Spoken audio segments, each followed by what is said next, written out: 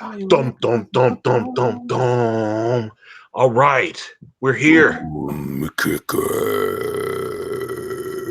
That was very scary, my friend. That's You good. It's a good should time. probably not do that again. Hold Uh, on. really, Okay, really come on. made me Turn the volume uncomfortable. up. All right. And yeah. Uh, Boomer. uh, well, hello guys. I appreciate your patience. And how are you? Thank you guys for hanging out with us. Uh, apologize for the delays, but we are here. We are in this piece. Myself and my dear friend, Mr. Elliot Fernandez, and yeah, man, we're here, man. That's what's We're up. gonna do this That's thing. what's up. So, how you been, player? How you are you good? I'm I'm good, man. I'm good. I'm cranking. I'm moving along. I'm trying to get into the right place. I got some bills I got to pay real quick, and then I'm getting jumping back and forth. I'm starting to get into a real important cycle of time management that I'm not used to. I didn't have this many layers of stuff to do. So, and of course, I have a family, so I got to take care of them. So I'm trying to find my ways back in and out of that kind of stuff, making sure that I'm giving enough attention to everyone. But now this past week though, my wife was out of town, so I was Mr. Mom for most of the week, and not so good, not so good. Yama Gigante says Elliot on crank confirmed. mm. Not quite, not quite, not quite. Hey, I've been doodling some sketches. Want to see what I've been doodling? Yes, please. Oh, matter of fact, before everybody starts yelling at me in the chat, let me go ahead and switch over to you because I always, if you're gonna draw stuff, people always say, Antonio, could you please keep the thing on the one with the actual talent? Well, what I'm going to be doing tonight is I'm going to be wrapping up on here the cover to Monster Hunt. Yeah. I'm going to be doing finalizing the digital pencils, at least for up to a certain point with you guys. I guess depends on how much I have to do. I have to look at some references again. I don't know all these characters, and I'm looking at Mike's characters, man. I ain't gonna lie. I ain't gonna lie. They're a little complicated. They're wearing like gear I would never want to draw. I wish he would draw them with their t-shirts, but they're all wearing gear like flak jackets and stuff. Like, oh man. Well, I feel like you should put like rainbow t-shirts on all of Mike's unknown soldiers, and that would be a thing to preach positivity and love Indeed. and peace and understanding. Yes. Yes. Yes. All right, so this is my sketchbook, guys. This is my sketchbook. This is called a handbook. It's a great brand, in case you guys don't know. And I've been using this primarily for Doomkicker, but lately I've been getting kind of like, I don't know that I'm just a little burnt out on some stuff, trying to figure things out. This is just some early stuff. Some of this stuff is going to be in some of the special back matter nonsense. But what I wanted to show you though, oh, check this out. I like this drawing. This is one of my favorite drawings of Hank. This one right here. Don't, was it right there? Bam. That's a cool drawing. I like that one. This is when we thought we were gonna do it like, like I'm not gonna lie to you guys. I'm a pretty decent fan of Matt Weldon. Oh, I love Matt Weldon. Yeah, I'd love to have him on. Yeah, it's yeah, like he's I love cool. Matt. Matt is fantastic. Very proud of the pieces of art of his that I own. Yeah. But I like his like all the stuff he does with the hatching. It's cool. But I find myself struggling with that nonsense. But check this out. This is all a bunch of notes that I've been writing, trying to keep track of story details. I'm actually going through the script and writing notes on things I want to enhance or rearrange. These are my notes on all my pricing for the campaign. That'd be fun to share. No, I hate that stuff. But So you actually have you. I don't know. I write notes to myself, and I write them digitally. Like I'll put notes. I've got a little note thing in my phone, and I'll put make reminders and stuff. Like I can't keep organized without doing stuff like that. well, this is my Doomkicker book. So everything that's related to Doomkicker is happening here so far. And I would do that on my phone, but you'd be surprised how uncomfortable it is for me to write notes like that. I sometimes I just want to. Now, granted, I wish I could I don't have the editing features that a nice phone app could have. But I'm jamming on this stuff and it's doing good. But check this out. This is something I've been goofing around with. Can you see that? I can. This, It's I like that giant kaiju looking guy, right? He's cool. With the horn, yeah. the Oh, I unicorn love horn. it. Oh yeah. That's good We're gonna stuff. have a Tomo fight him. That would be great. Yeah. And then I did this today though. I was having a frozen yogurt with my daughter, my wife today. Bam! What do you think about that? Oh. Some like rocks, stalactite monsters. Mm. That's kind of cool. I like both of those. Yeah. I'm thinking about, and then some of these might make a nice T-shirt too. Oh, what's up? You know what I'm saying? Yeah, I'm digging. Oh, your people, what I'm saying. All right. Well, and I've been goofing around with some new tools, but you guys don't want to hear about tools. Here, I'm going to share with you my fun tool. This is one of my favorite new pens. This is a Metropolitan Pilot.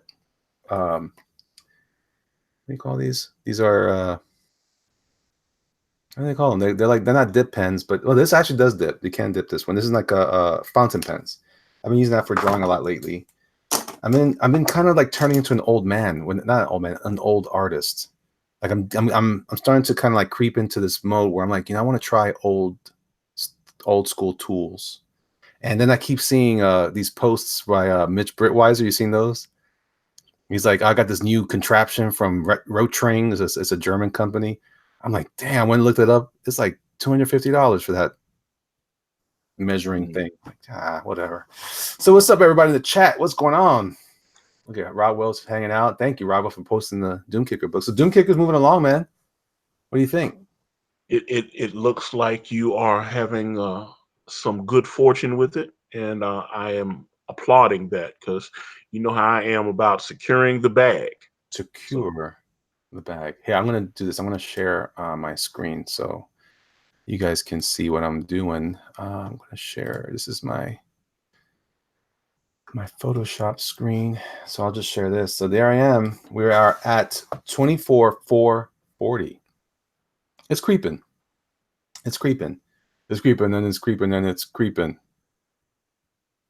And almost went off because my beeper kept beeping. Oh, yeah, I know. Come on, man. Oh man. I was hoping you'd chime in with that. That's awesome. Oh man, that's my. Do you understand how serious the Chronic was for me? Oh, wait till I tell you how serious it is for me. I couldn't find it on Amazon Prime Music, and I had to buy it on CD. It went on Amazon Prime? No, they got the 2001, but I want the original one from 92. And I was like, yeah.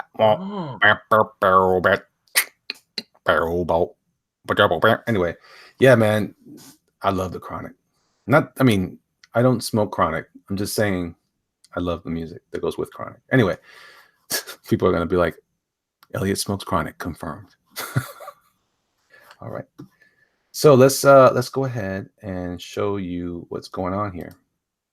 This is the item here that I'm going to be drawing on while we talk. Why?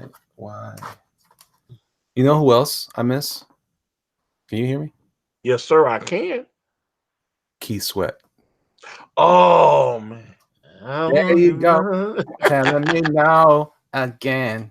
There you go.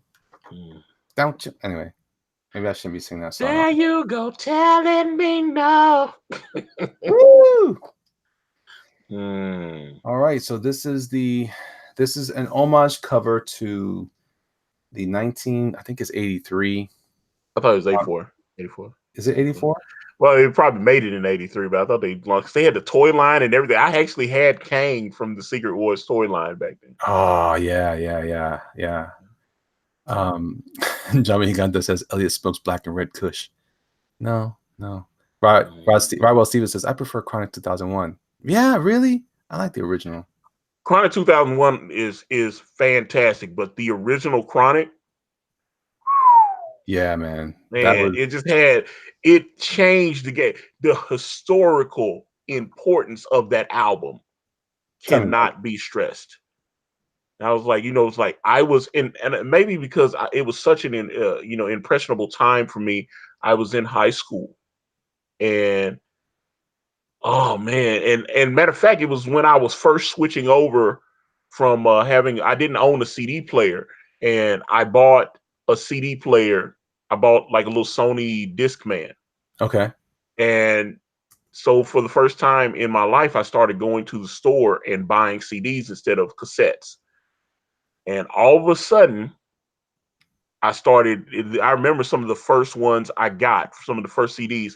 Um, Tupacalypse Now, Oh wow, yeah. The Chronic, Boys to Men, Cooley High Harmony. All these Oh CDs were man. like the first ones I had. What was it? A group named Silk. There was a group named Oh Silk, yeah. Shy, Yeah. Jodeci. All Ah, this stuff came out, and this is all what I was listening to. yeah, man. Shy was a big deal. That I remember Mint Condition. Yes. Yeah, pretty brown eyes. Yeah. You know, I see them. It's Mm, a disguise the way you treat me. Anyway, yeah, yeah. Yeah. that was good Public stuff. Enemy, Fear of a Black Planet. Oh man. Black Planet. Oh, come on now. Bomb Squad, tell me you've heard that album. What? Yeah, Fear of a Black Planet. I was like, yeah. yeah, man. I was like, yeah. I just giggle at Hollywood the Burn, title. Hollywood Burn. Come I just on, man. I the was like, titles always make me giggle.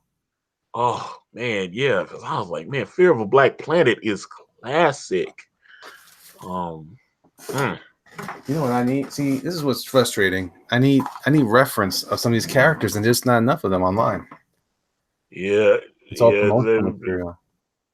You need. I know there's a lot of. I think there's a lot of Jawbreaker stuff, Man, even but that is hard, you know. And you know what I'm glad though? When I saw Mike's drawing of Jawbreakers, man, he went all out. He was putting little detail, little buckles. I think he put little screws in some of the other things, but man, I was so happy to see that Malin just simplified the tar out of it. It's like blank, just lines. Yes, thank you, thank you. Lama Jagate, Farrakhan's a prophet that I think y'all listen to. No, I, hey, the minister is the minister. I know that he is quote unquote controversial, Yeah, but yeah. he got deplatformed off Facebook. It's like they took him off Facebook and Instagram too. They was like they got him on up out of there. Yeah, he So and I probably don't agree on much, yeah, that the minister and I. But hey, you know what? For the kids. Let's see. but there you go. All right, so I'm on the Graveyard Shift Indiegogo campaign. I tell you, who gave me a hard time was this Frankenstein monster guy. I saw a panel. And what is his name? Because like I said, I got Graveyard Shift, but I don't remember all the characters' names. I just know one guy's Frank Stein's monster or whatever, and or is he supposed to be like Creature from the Black Lagoon, or was it? I don't know. Either way, I got him. I like the Creature from the Black Lagoon guy a lot, Yeah. but I'm not sure Got about. all of them. Yeah, I don't know. I don't know about. I don't know. I don't know what I'm looking at half the time. Like, I think this is what this is. I think, because a lot of it doesn't have a lot. It's not very. It's not. It's only been one issue, so I don't see a lot of important shots where I can tell what they're wearing every time. But I'll figure it out. That's what I do because I'm a professional. Hey, I miss being on YouTube like this, doing the streams, the streamage. Although it was a stream that got me blocked or whatever. Stupid YouTube. That's not gonna get you in trouble because I said that, isn't No, I don't think so. it? All right. Like, Like I'm like the scourge of the earth now. All right. So and then I'm drawing a gun. I don't even know what it is. I'm just like pretending I know what a gun looks like. Got to figure that out. But see, this is where I wish, man. I tell you, I miss. I wish people were not as the expectation wasn't as high as it is now, where they want you to draw. Like I hear Matt Weldon talk about, oh, he's got a M62 48 9.2 caliber with a compass in the stock. I don't even know what that means. But I miss Jack Kirby art when he would like just like invent a gun. I'm like, yes. Yeah, well, Oh, Kanan did. There's a scene in Brand where Kanan just kind of. I said, "What kind of gun is that?" Because he drew like an extendo clip on the dude, and I was like, Kanan, you just drew this gun. He dude got like an insane extendo clip, but it looked cool. yeah. And he, and I said, I don't know if that's. I was like, he's a real cop, because I don't know. Here's the thing. When I was explaining, because I hear Kanan try to tell people what Brand is about, and I actually sent him a message. I said, Kanan, do you actually know what Brand is about? No, because he was telling it, and it wasn't. It was like he was talking in sound bites. He was getting certain things that I told him correct, but the rest of the shit he just didn't understand it. And I was like, "You're drawing the book beautifully," which tells me that I thought you understood my concept, but I don't think you understand what I'm doing. No, I was like, he was trying to tell Mike about it the other day, and he was talking about penance, and he was saying penance is the familiar, and I was like, no, penance isn't a familiar. That's not what he is. And I was like, he just didn't. I was like, okay. Um, I was like, Kanan, I don't know what book you're describing, but that's not the book that we're working on. And but you're drawing beautifully, so please keep drawing. but Yeah, I mean, you But know. he was like, well, that's what it meant. I said, no, but I told you what the book was about. I was like, well, yeah, but you But this is did, what it but means this is to what me. think. And I was like, no, that's not what the book is. You need Um, to understand. Do you understand? It's the whole it's like when people try to tell me about Dark Santana. It's like, oh, he's evil Santa Claus. And I was like, it's more complicated than that. But when you see the visuals and when you get, which by the way, Dark Santana will definitely be in Way of the Gun. He is not, it just didn't have room in this book. And, 14 pages to go, by the way. We got oh, 14 pages, 14 stinking pages, probably 13 and a half now, because I know Kanan started on the other page. He turned that page in. And I just, Kanan is a genius. Lama Gigante, he is a genius, but just like all bef- geniuses, before you know, he's gonna say, "Brand is a Christmas story set in Easter," and well, he's gonna. well, actually, Eight Crazy Nights takes place, and I'm specifically making, obviously, Dark Santana is heavily featured in Eight Crazy Nights. We're True, not ready to get there yet, but true, true. um, it is Eight Crazy Nights is supposed to be the Cravens' first Christmas as a family together. They've had their son, and this is their first Christmas as a family together. So, and then you start to find out that David doesn't really like the holidays. He doesn't like Christmas. Wait, so you telling me that Brand is actually a Hallmark movie? Mm. Yeah, uh, yeah. He's Mr. Scrooge, Mr. Scrooge. Um, it was It's a just like, Hallmark story. um, Rodwell Stevens, who's lettering Brand. Brand is being lettered by, and this is going to be my in-house company, which I call Rage Graphics. Oh, And so you will see Rage Graphics. Now, the person that is uh, lettering Brand is an award-winning letterer, and been around forever, but because crazy people will try to make sure you can't feed your family for working on a comic book, right. There's that. There's that. um, he doesn't want his name on it. But he wants to put his weight on it. What? Mm. Sorry. So yeah. So yeah, but he liked the art, he liked the project, and he was like, "Yeah, count me in. Let's do it." And he listens to Ethan streams and a lot of the other streams all the time, and he supports us. But this is yeah, he's just like, he gets work from Marvel and DC and all these companies, and he wants to keep getting that work because it was so funny. He called me, he was like, I voted for Trump, but I have to keep him. He said, I hear him all the time and I have to keep quiet because I know what happens if you admit that you don't think the way that they think. And Yeah, yeah, that's a problem for sure.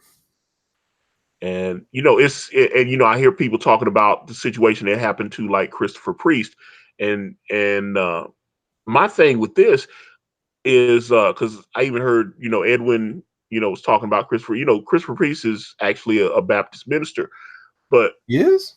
oh yeah, that's actually what part of why he changed his name. His name is James Owsley. Christopher Priest was born James Owsley, and then he decided he wanted to change his name. His middle name was Christopher, if I'm not mistaken. Huh, I didn't know that. Um, That's interesting. and yeah, he was born James Owsley. He was a editor, and then started becoming a writer at Marvel Comics, and came up under what was it, Jim Shooter, I think. And Larry Hama was a dear friend of his and mentored him when he was starting his career back in the day. And Wow, I'd love to talk to him, oh man. yeah, so would I. And I've tried to. I'll try. I don't think he wants to come on right now, but I am a huge, huge fan of Christopher Priest. When he was still James Owsley, he wrote what I think is one of the greatest Spider-Man stories ever, Spider-Man versus Wolverine. And Oh, that one where they're fighting on the cover, he's like leaping over. yeah, yeah, yeah. And this is the story will seem a little dated to younger people now, but I would still tell them to read it, because the reason I say it'll seem a little dated is because you got things like the Berlin Wall. There's a East and West Germany. People are like, what the hell? Yeah, Oh yeah, this was written. Um, during the you Cold know, War. yeah, yeah, it was written when we still had a East and West Berlin before the reunification of Germany. So Wow, weird. that the some of those things will seem a little foreign, and also um it will it has the death of Ned Leeds in it, which I've always wanted to ask him why that happened, because it sounded like some of the editorial at Marvel kind of got their wires crossed, because they were revealing that Ned Leeds was a hobgoblin, and all of a sudden he gets his throat slit in East Germany. Mm, mm. So he's supposed to have goblin superpowers all of a sudden, and he lets these guys just come in and slice his throat like it wasn't no thing. So everybody was like, huh? So who was the Goblin after all? Well, Roger Stern, who created the Hobgoblin, had always intended for the Hobgoblin to be someone else. So he a couple years ago came back and did a little mini series where he revealed that it was this rich fashion designer guy that was the real Hobgoblin. But yeah, they had to explain that Ned Leeds just was hypnotized into thinking he was a hobgoblin or something. I was like, Oh, oh weird. god, yeah. I You was like, know, one of my favorite villains of that era was, and I don't know anything about him. Maybe you can clear this up for me. Was the Rose? Do you remember that guy? yes. And matter of fact, when Kanan drew the merged Penance and David together, um, that was one of the reference pictures I gave to Kanan, because I was like, I want him to, because Kanan didn't understand what I wanted. It was weird when I was trying. I was like, when they merge, they're supposed to, he's wearing pennants, and Kanan was like, no, I think this should be, and I was like, no, that's not. The mask is living. It's like liquid, living metal. He moves. That's why his mouth moves. He can make facial expressions and all that. I want it to be like Venom. So when he puts it on, his mouth will still move, and he can still, you know what I'm saying? He can still Yeah, yeah. and I showed him two images. I showed him one of the images for reference I sent him was the Rose, because I always loved that character, because that was during the Hobgoblin time. That was, they were doing like Silvermane, the Hobgoblin, the Rose. There was a lot of different storylines going on. There was like a war to become the kingpin, the new kingpin in Yeah, it New was York, called or whatever. Gang War. It was called Yeah, Gang. yeah, yeah. They had all this different stuff going on.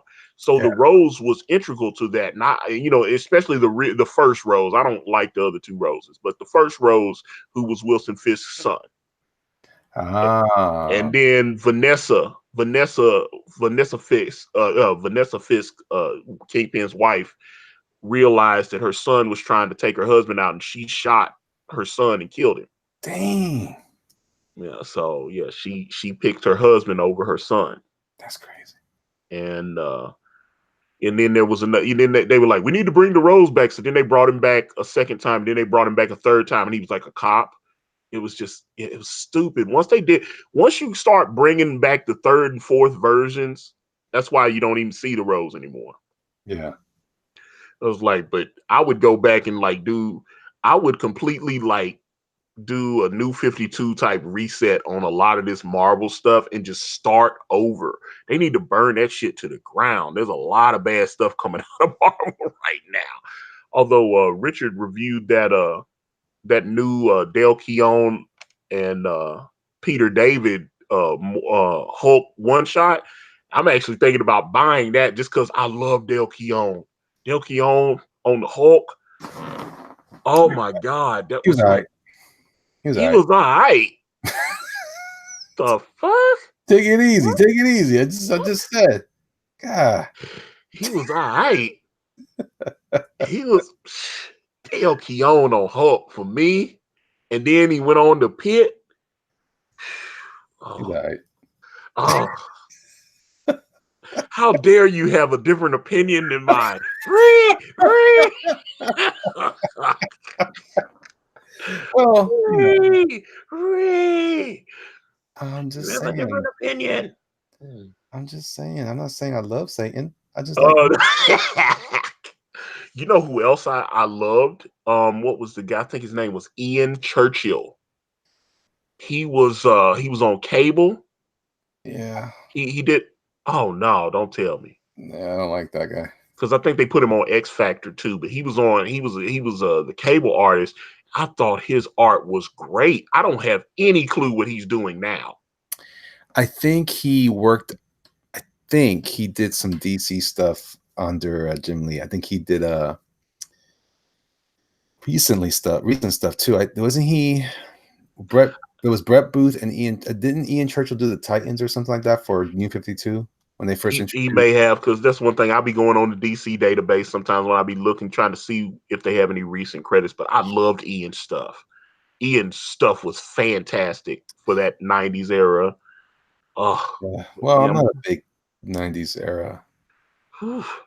But I mean, for me, if I had so I'm gonna tell you, like, the people I was reading back then, and I'm talking like, if I that's one of the reasons I thought Marvel was able to sustain after the big seven left. So obviously my favorites would be Todd McFarlane, Jim Lee, Mark Silvestri, and Rob Liefeld. I fanboyed out on all those guys' stuff. I was super geek.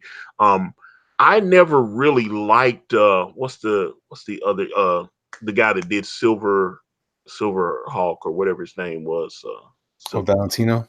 Yeah, I was never a big fan of Jim Valentino's. I thought he was okay, but I know some people that love that Silver Hawk that's probably, I'm not even calling it right. Is it Silver Hawk or Silver Claw? What is it?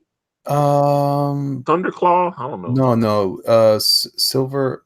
No, Silver Hawk was something else. That was Black Hawk or no, I was, Nighthawk. No, I was like, oh God, I can't even remember what the hell that I was. think it was But Hawk. yeah, I know the character got AIDS and stuff. Yeah, Shadow Hawk. Shadowhawk. Okay, yeah, There you okay, go. yeah. Yeah, I was like, well, half mad Jesus, I'm fully mad. I'm Yeah, fully mad Jesus. yeah. There you And so but yeah, Shadowhawk. But see, I was never, but Valentino was tight with Todd. Todd, if you notice right there at the end, like when Valentino was on Guardians of the Galaxy, Todd inked a couple of his covers. Todd only inked certain people, and I noticed that all the people he inked, he was real tight with. Like Rob Liefeld. He inked a couple of Rob Liefeld, including the Cable debut, which was New Mutants '87, I think. But he also inked, which I have both issues. He also inked the cover of what was it, New Mutants '84, I think, or '85. It was one of the last issues that Louise Simonson wrote before she dipped out, and because they had started telling Rob that he was going to have like creative input, and she was going to go on and do some other things. And I'd love to talk to Louise Simonson too, but go. But Yeah. yeah, and it's a great cover because I've said this before, and people's like, because Rob can't draw at all. Todd inking Rob Liefeld is the perfect artist to me. I think Rob does great dynamic poses, but his anatomy can be a little skewed and everything. And Right. I like those inks. I like the way I I like like the I, way. you kiss me when we're playing. I had that one too, man. I still Oh, got that CD. I still got that CD, man. Love it. What's that? High Five? Yeah. yeah, yeah, yeah, yeah. Yeah. I love it. I should just play music on this stream, and then cause man, those bots that go around, they hit you real quick, man. As soon as the video loads, within an hour you'll get a message from YouTube, because I played literally like 25 seconds of a song, and they came in me so fast. They was like, "You're in violation." Boop, boop, boop. And I was like, "Whoa!" So that told me right there, don't ever do that again. I Yeah. was Whoop, whoop. That's the sound of the police. Whoop, whoop, whoop. That's whoop. the sound of the police. Yeah. But Y'all don't know what that is. Y'all don't know what's up with that. no, there was a New Mutants cover. It was one of the first ones. I think it was Rob Liefeld's actual debut on the book, and it was the character. I think his name was Pyro or Firefly. What redhead kid, Rusty I can't remember his name, because I remember him and Boom Boom, and Hmm. they made their debut in actually in X Factor. And it was actually the first story arc of X Factor, where these two mutant kids had gotten taken, and X Factor, pretended like they were helping the authorities arrest these mutants. And that, remember that the whole thing was that they were pretending to work for the government, but they were really trying to help mutants. Who They was? were- X X Factor? Factor, yeah, they were pretending that, hey, if you have a mutant problem, call us. They were pretending to be mutant hunters, so that people would call them with potential mutants, and they could help the mutants instead of persecuting. Um, Oh, I never got that. Okay. so yeah, that was, that's how they were playing. So much to the point where the actual X-Men thought that the original X-Men had turned traitor. They were like, wait a minute, why are you hunting other mutants? And they didn't know that it was Goof. But Oh, I remember that now. I do yeah, remember. yeah. Yeah. So yeah, but Rob came on, and I think the guy was named Rusty or something like that. I don't know, but he had fire powers, and it's a great cover of him versus the Vulture on the cover, and it looks fantastic. Now, what was it?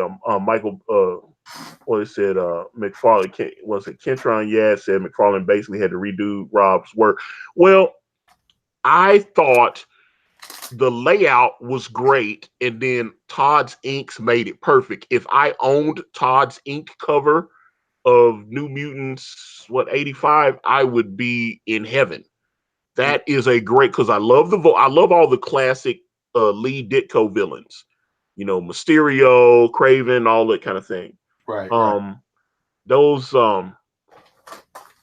but I thought, because that little Rusty or Redhead, whatever that redheaded character is from the New Mutants, so Rusty and Skid. Okay, um,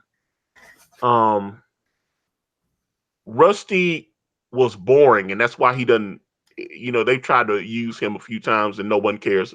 Boom Boom had some fans. People like Boom Boom. She was tight, but she could make them little finger bomb things. She could make the little pyro bombs and blow up. She's basically kind of like Jubilee in a way to me. It seemed like Jubilee and her were very similar, except she didn't. Jubilee kind of used like uh what was it, pyrokinetics or whatever, Yeah, she was all right. and and uh it was I liked her, but I do think that she was kind of a bit of a repeat of Jubilee when she first came out. Although she was more aggressive. well, Boom Boom was existed before, but they just didn't know what to do with her.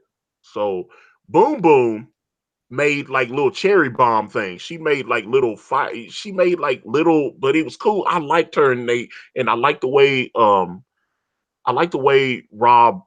drew the, scantily, yeah. That's fine. Yeah, boom, Bitufu, Boom Boom's bombs were time. That's hard to say. Boom Boom's bombs were time. um, But yeah, Magic Carpet Ride Jubilee shot fire. Yeah, but they've expanded her powers, and then she got turned into a vampire. And now she's not a vampire. I was like, Yeah, when what's they wrong? turn you into a vampire, they don't know what to do anymore. Well, because vampires are they're like the all-consuming thing. You can't do nothing with the character after they're a vampire. They So can't go out in the day. They can't talk to nobody unless yeah, you're yeah. afraid. No, so she's a vampire, but she's raising a baby. It was Oh, some weird. They didn't know what to do with her, but she still had like her powers. It was, oh god. I'm my eyes are rolling on the screen when I even think about that dumb storyline where they made her a vampire, and I was like, okay, so she's a vampire. I was like, but some people, I didn't. I thought Jubilee was popular, and I've talked to people, and they go, I hated Jubilee, and I was like, I love Jubilee. I liked her. I liked her relationship to Wolverine. I'm sorry, guys. Yeah, I'm looking for references for this Lilith's costume. I don't have any idea what this thing looks like. Um, the problem is, I liked her with her relationship to Wolverine, and I liked the way that she replaced Kitty in a way, because yes. Kitty was always the young innocent character, in contrast to Wolverine's very angry character. Well, the reality is they decided to start letting Kitty start get bagged out, and once they decided that she was go get that stuff and knocked off her apron, that she wasn't a kid no more, so they needed another Hmm. kid. Yeah, I mean, that's the truth. Once you start having characters have sex and stuff, you're like, oh, she ain't a kid no more. She's having sex. right. So So Kid Jubilee replaced that character, that little sidekick concept, and one of my favorite things was when he had that there was a run that on Wolverine. This is after, I think, Silvestri, but I think it was a Kuberts were doing it. One of the Kuberts were doing it. I forget now what it was, but I remember thinking, oh, she's cool. I think it was when he was fighting there was an adamantium dude that had like segmented metal. I think she was involved in that or something. oh, wait a minute. Don't tell me, damn, because it's the one guy. I know they killed him when they were trying to give Wolverine all his adamantium back. It was oh god. Yeah, he had like a blue suit, right? Yeah, Like it was so owl. stupid. Man, they had some bad choices then. Oh god, it was not good. Yeah, but I mean, I liked her. I didn't dislike her. I just, she at least had her little personality, and the bubblegum thing was cool. Eric Hawkins, Cyber. It was Cyber. That's Yes, it. That's it. Cyber. Yeah. And they killed what was it? I can't remember because it was when Wolverine killed Cable's son, and Cable's son had come back from the future or whatever, and was one of Apocalypse's disciples, Mm-hmm. and decided, he decided to, I guess he was trying to make Wolverine a horseman, and he was like, we need to get him the animanium back so that he can serve Apocalypse. And it was just, oh, yes, like, yeah. All right. Who was your favorite Wolverine villain besides Sabretooth? You can't name Sabretooth. Too easy. Okay.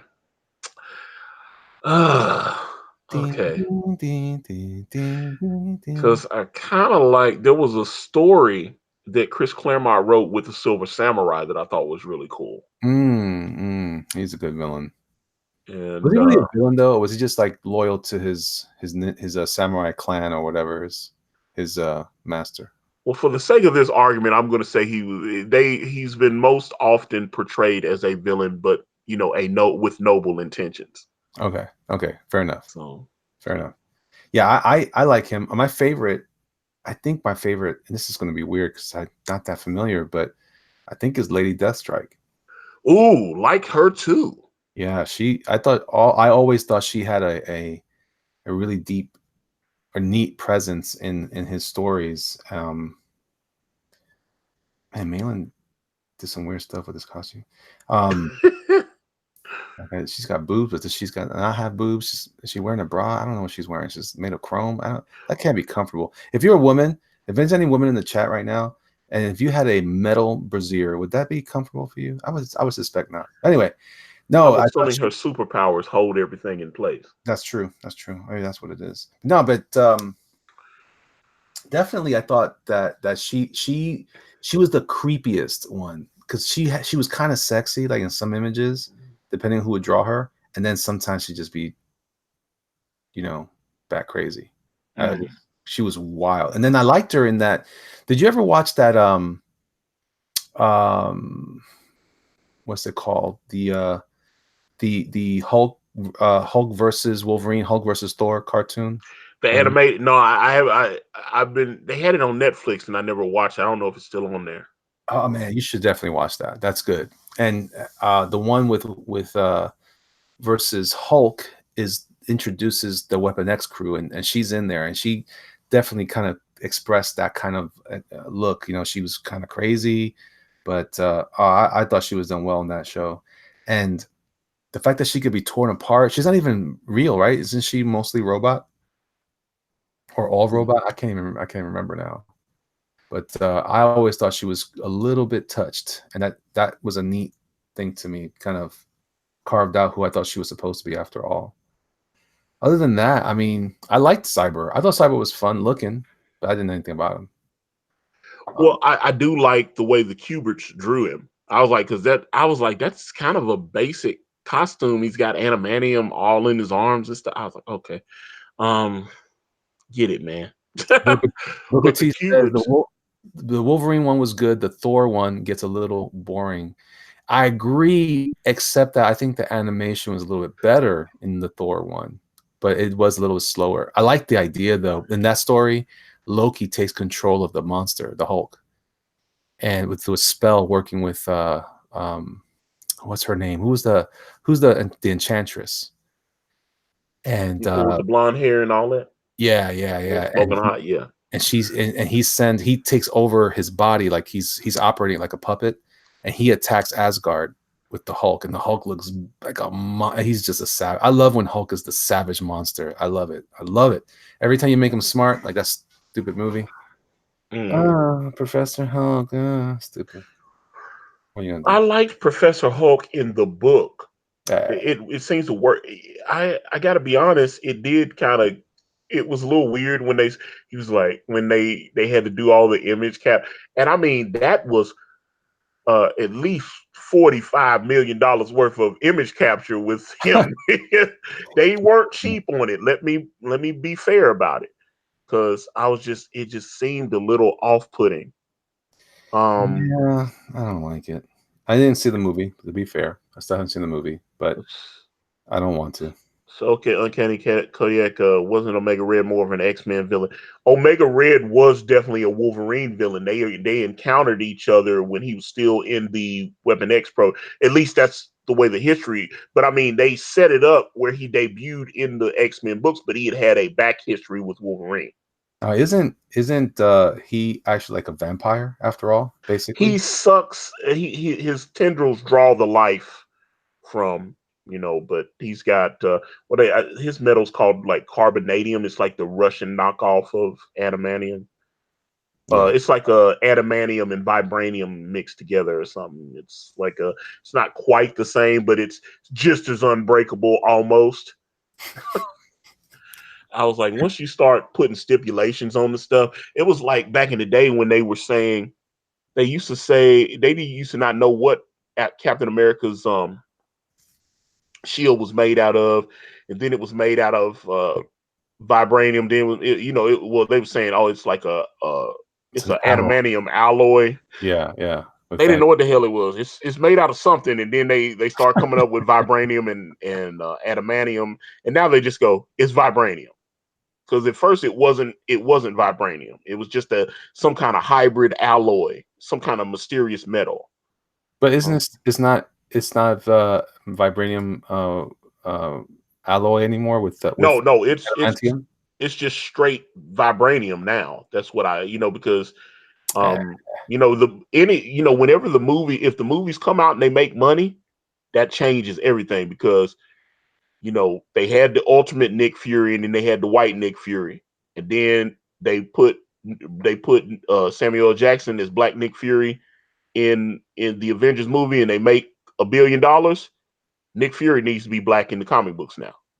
So they wrote the Black Nick Fury into the main MCU, into the main comics, the 616 universe. So that's what it is. Um, yeah, I guess. I guess. I'm So just saying. I like the idea it was an alloy because that way it can be just as strong as Wolverine, and but it had the vibranium. I don't know because the vibranium is it that strong? let me see. Yeah, well, vibranium. It's some people say it's as strong, and some people say it's not. But it's all about absorbing hits and sound and vibrations and shit. So it's Right, like right. it's a little more. It's different where it's supposed to be. I feel like if you say adamantium is the strongest thing there is, then it needs to be the strongest thing there is. Right, But right, right. was Eric Hawkins, the movies couldn't use adamantium because of Fox, and that's very true because they had bought all the X-Men stuff, and so yeah, they were saying it was because. But now when they write about Cap Shield in comics, they just say vibranium, Wakanda forever, and you know, let me see, Chauncey Blakey, the Hand are Wolverine villains, but were Daredevil's enemy first. That's true. That's true. That's true. Is that true? I I believe thought it. the Hand debuted in the Wolverine miniseries with Chris Claremont, which it was Frank Miller's idea. I thought that was where the Hand first appeared. But if I am, let me now. I got to look it up. Let's Google it. Yeah, Google I got to. Let's go to the videotape. it. Let's see. Yeah, man. I love this kind of stuff. This is why I love comics. This kind of discussion. Yeah, all that other shit, I don't care about that. I just want to do comics. I'm That's not why I was like, Do you realize um, now that there's a whole section of comic books is never going to be like this anymore? Like there's never going to be a time after this with this latest wave where the people will talk about. Remember that time when Squirrel Girl when she went to that one store, remember, and she bought that dude, and it's like no, that didn't happen. all That's right, I got it, and it looks like Eric Hawkins has it.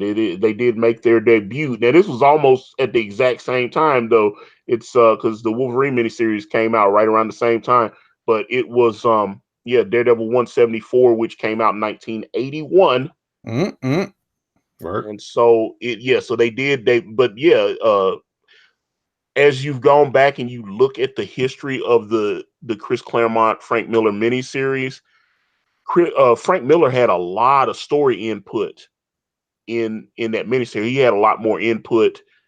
Well, I mean, at the same point in time, you look at how Chris Claremont worked with John Byrne, and John Byrne had a ton of input as well. And as much input as he had, as you hear him talk now, he wanted more input, and they started having disagreements on where the story was going. It happened when Marvel decided to bring Jean Grey back, and they really thought Jean Grey, and I've heard Chris Claremont say this too, that Jean Grey was dead. She wasn't fake dead. She was dead. And that was the way it was. Just like Frank Miller said, Elektra really died. Yeah, Now, I mean, now you see Elektra just falling back. There are things that are permanent. Bucky should be dead. He should never come back. Bucky, Uncle Ben should never come back. The Green Goblin should never come back. Gwen Stacy should never come back. but Jean Grey died. I gotta tell you though, I think Bucky's return was epic for Captain America's Yeah, book. Bucky's return was done very well. Ed Brubaker is a genius. I Yeah, salute that story, and they wrote it in a way where I'm like, hey, if you're gonna do a resurrection, it should be like that. yeah, yeah. So um that's so I will give him what the famous Stan Lee No prize for that. I will give you, because if you're going to do it the way Ed Brubaker did it. And what was it, Steve? What was the artist? Man, because he did that book with Garth Ennis that Betty Brightweiser called Steve Epting, I think. Yeah, Steve Epting. That thing did it. What's his name? Mike. Oh man, that's Diodato. no. It's it's on the tip of my tongue, and I just blanked out. Forget it. Mike something. He just worked recently. Oh gosh, it's right there. He's a buddy of mine. Lives here in Tampa with me. Not Anyway, Grindle, not Mike Grind. No, no, not Grinwall. he recently did he did the stand for Marvel. He also worked on Mike Perkins. That's what I meant. Yeah, he worked on it also, and that book was excellent. No, Winter Soldier storyline. That's why I'm saying if you go, because Stan said that he's like Bucky should stay dead.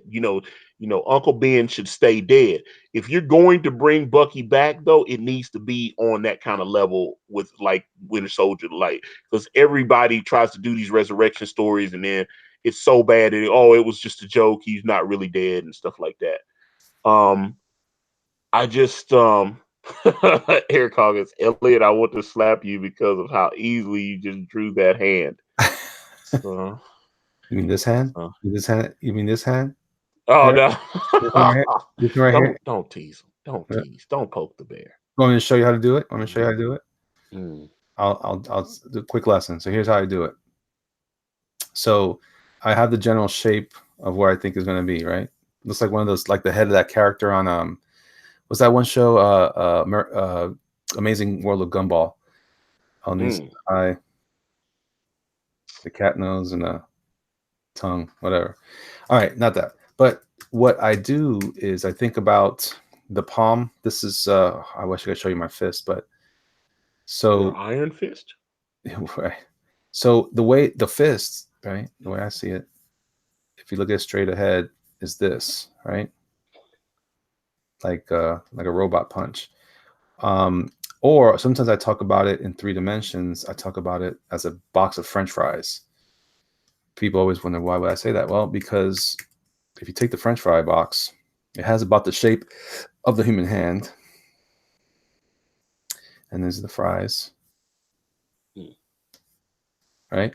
And then there's the extra fry on the side. So as long as those are wrapping in, the tricky part is that when you do a fist, it doesn't actually fold straight like all flat on the front. All it does, it fans. Let me explain that. All right. So one finger, the index, if you make a fist, you can see it in your own hand. Make a fist and you'll see the index finger pokes out. This is a tricky part, but it pokes out like this. And the edge of the finger hides behind the middle knuckle and the middle finger. Right. So now notice I'm not drawing a perfect rectangle here. Some of it disappears into vanishing point. This finger here will also these are the vanishing points I'm talking about. And then there's this one. So I'm thinking like this, and they're all going to kind of pinch in again this way. Right. I know that this doesn't help you at all, Antonio, but just bear with me. No, because, dude, I've been a fan of yours for how many years now? All right, so what I did here, I actually raised the knuckle, like after the main knuckle. That I forget what they call that, but I raised it up higher because it needs to be higher. So this is what it's supposed to do. It's supposed to do this. So if I was to draw a little red line here, I am on another layer. It kind of does this little S curve. All right, so these knuckles here, then the thumb just kind of rides along the inside of the first index finger. But it's supposed to, if you look at your finger, it doesn't go that far. It doesn't go as far as the middle finger. It just kind of hides back here. So honestly, technically, that's more correct. And of course, this is the edge of the cylinder for the wrist. So how far you want to add the pulp of the hand here on the side of the palm, that goes there. This is completely boring for everybody else, but it's not, though, because Eric Hawkins says, "Thanks, Elliot. This is very informative. I don't feel like slapping you now." That's great. Yeah, so it's just finding that sweet spot, and you're always thinking in terms of that. So, and this knuckle. So what you want to do is you want to make sure that the middle knuckle, the middle finger knuckle, is the peak of the fist when you're drawing from this angle, and everything else. Now, if you really want to get tricky, you can add little folds of the fingers right there. Maybe do this right here. Little 2 in the pink. No. Yeah. Oh, no. Oh, no. Listen to you. Had to make it dirty. I'm sorry. I know. Party. You know, I actually was listening to, you know, Doug was on Sexy Party last year, and it was actually that was actually one of my favorite shows. That Doug, you know, Doug was on Sexy Party. I thought it did not, it didn't go the way I thought it was going to go, and he added a lot to the conversation. I thought it was interesting. You know, it's talking about working with like AIDS patients and stuff like that. I was very interested in the conversation, but I like talking to Doug. Doug's my buddy. So. Yeah. My boy. It's my boy. Yeah. Doug's my dude, man. I know people think Doug is one way or the other, but I love Doug. Doug is always welcome on my channel. So Doug is my partner, so he gets all the loves. yes, All right. sir. So I'm going to go ahead and what I've been doing is I've been hiding as I move along. I put my finished stuff back here into this folder. And what all equipment do you use when you draw when you draw digitally? I'm working on a Cintiq 13 HD. This was at the time was and it still is the cheapest of all the Cintiqs. It's the smallest one. It just also happens to fit my my workspace best. So I want to upgrade, but I'm always thinking I'm going to have a hard time um, getting something going. But let me see. Bitufo says also don't make the women's fist the same size as the males unless there's some kind of mutant. That's true. No. If you're drawing that, it's ma'am, lady. You need to give her the big man hands like on Seinfeld and stuff. You know. Yeah. We're not there yet. But Oh, okay. I was like, it's ma'am. it's ma'am. But You yeah, know, now I'm gonna let me take a little side on that. I know that ain't got shit to do with comics and drawing, but let me because I want to touch on that since I it popped in my head. But that's the definition of clout chasing right there. The reason I say that, okay, the video went viral and everybody was like, you know, talking to, you know, they were trying to say, you know, that this was, you know, an affront to like LBT because people were trying to get that guy fired from his job, and fortunately the company stuck by him and let him keep his job and everything. right. But you know, the video went viral, millions and millions of people. It was shown internationally, all this kind of stuff. What's the first thing that she does? Puts out a trash rap video. What? You didn't see that? She did No. a rap video. It's on YouTube. It was horrible. But people were sitting there like, hey, that transgender woman that spurred out in that 7-Eleven or whatever, you know, she did a rap video. And I said, I thought they were joking, and they sent it to me, and I looked and I said, oh my God. And she was getting hundreds of thousands of views on that thing. So that was a cash grab. I was like, oh. You think that was done on purpose in the first place? Yeah, I don't know about that. I don't know. Is Eric Hawkins? Wasn't it a GameStop? I'm surprised the employee was lining up to say, man, it probably was a GameStop. Like I said, I don't know where the hell it was. It was one of these places. I know she knocked over the stand when she was going out the door and spurting Hulk smash, knocked everything over. But yeah, she put out that horrible rap CD out. I mean, it was probably just one song, but I mean, I saw the video. They actually shot a video, and I was like, oh God. Like, I thought people were trolling me when they said, oh no, she's got a rap record out. And I said, no. And they sent it to me.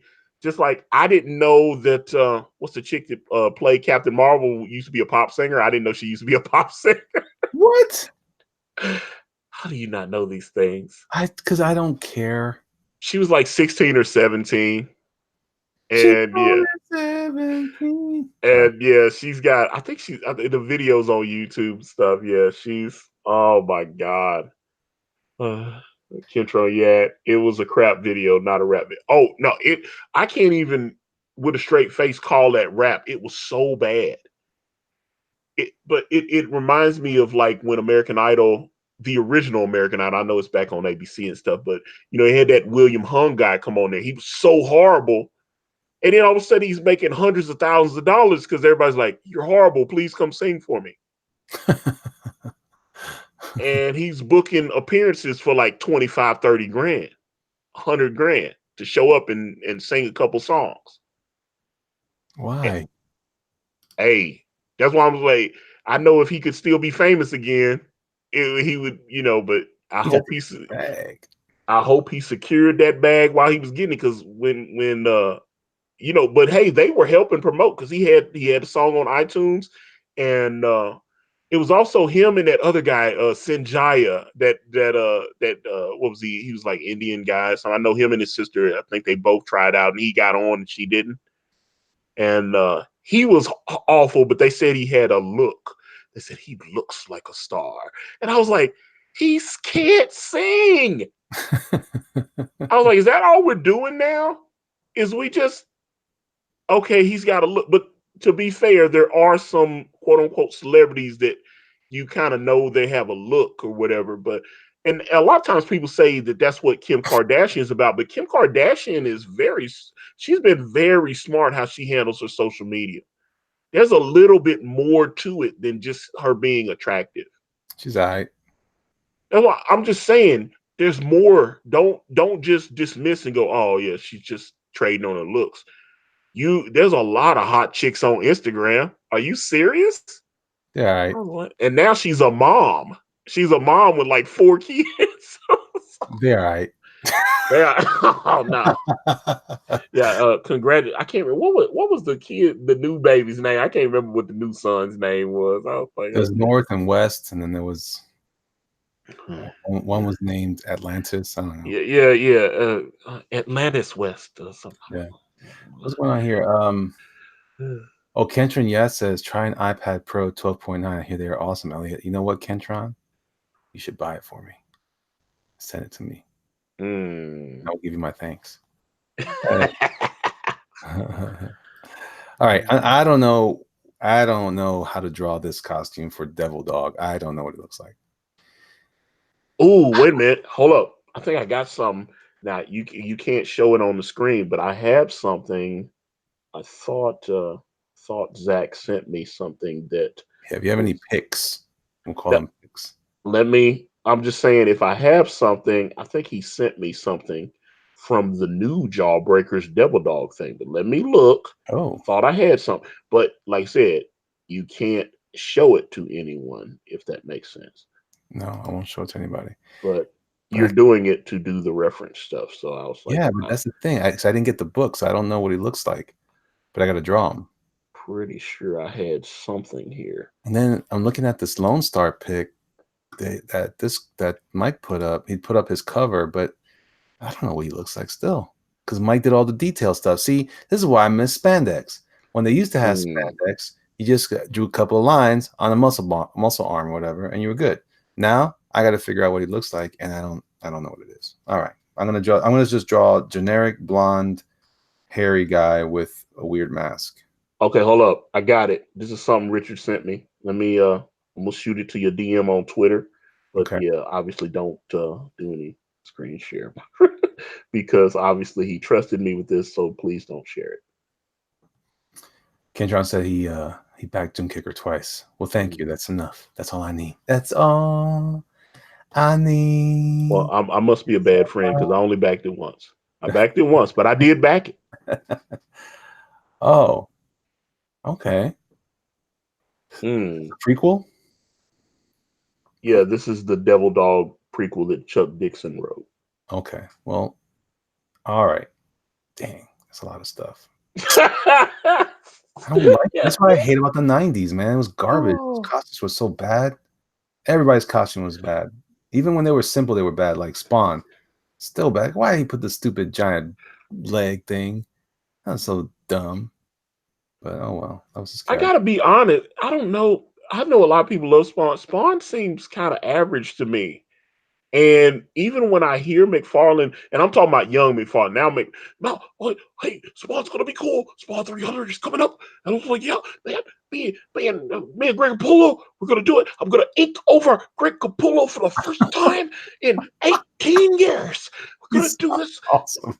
I love listening to talk. So it's gonna be, hey, cool. We're doing this. We're building up to Spawn 300. 300's coming, and then I'm gonna do Spawn 301, and that's gonna give us the record. Wow. Yeah. Yeah. That was perfect. That was perfect. But no, Todd has a lot of enthusiasm when he talks about Spawn. But I noticed 30 years ago when he talked about Spawn, it sounded like he created a character that could just do whatever the fuck he wanted. Yeah, he definitely was a. I mean, that's cool though. I mean, that's not a bad thing, Well, is yeah, it? I was like, you didn't use any imagination because everybody's like, what's the timer for? Well, the spawns have this power. It's like he could do anything. You want him to fly? He could be Superman. He could be Batman. He could do everything but it's limited. So once he goes down to the zero timer, then all his power's gone and he got to go down to hell. Huh. Okay. And then his zero timer went out and he went down to hell. And now he's back on Earth because it was just complete bullshit. So gotta go down to Well, hell and gotta battle Malboja. It's like, I, you can't and, help but spit when you talk like that's Tom McFarlane. and I was like, now, if Todd happens to, if someone clips this and Todd happens to hear it one day, I worship at your feet, Mr. McFarlane. Please know this. And I am not a tenth of the creator. You inspired me. I love you from afar. I am a fanboy. If you were here now, I would be like, oh, Todd, I love you, man. Please. I do love you. But I was But like, he's all right. I just I do kind of think that you probably should have let some other people handle the writing duties on Spawn or helped you with the story a little bit because I go back and that's one thing I criticize a lot of the old Image books for.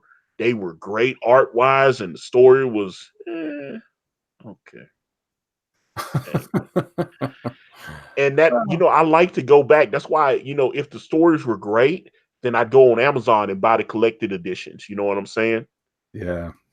Uh, although I do have a graphic novel of Spawn, like the first 5 issues, Batman versus Spawn. I've got that, You and didn't like the Sam and Twitch era or the Capullo era? Was it any better writing when he was still writing it?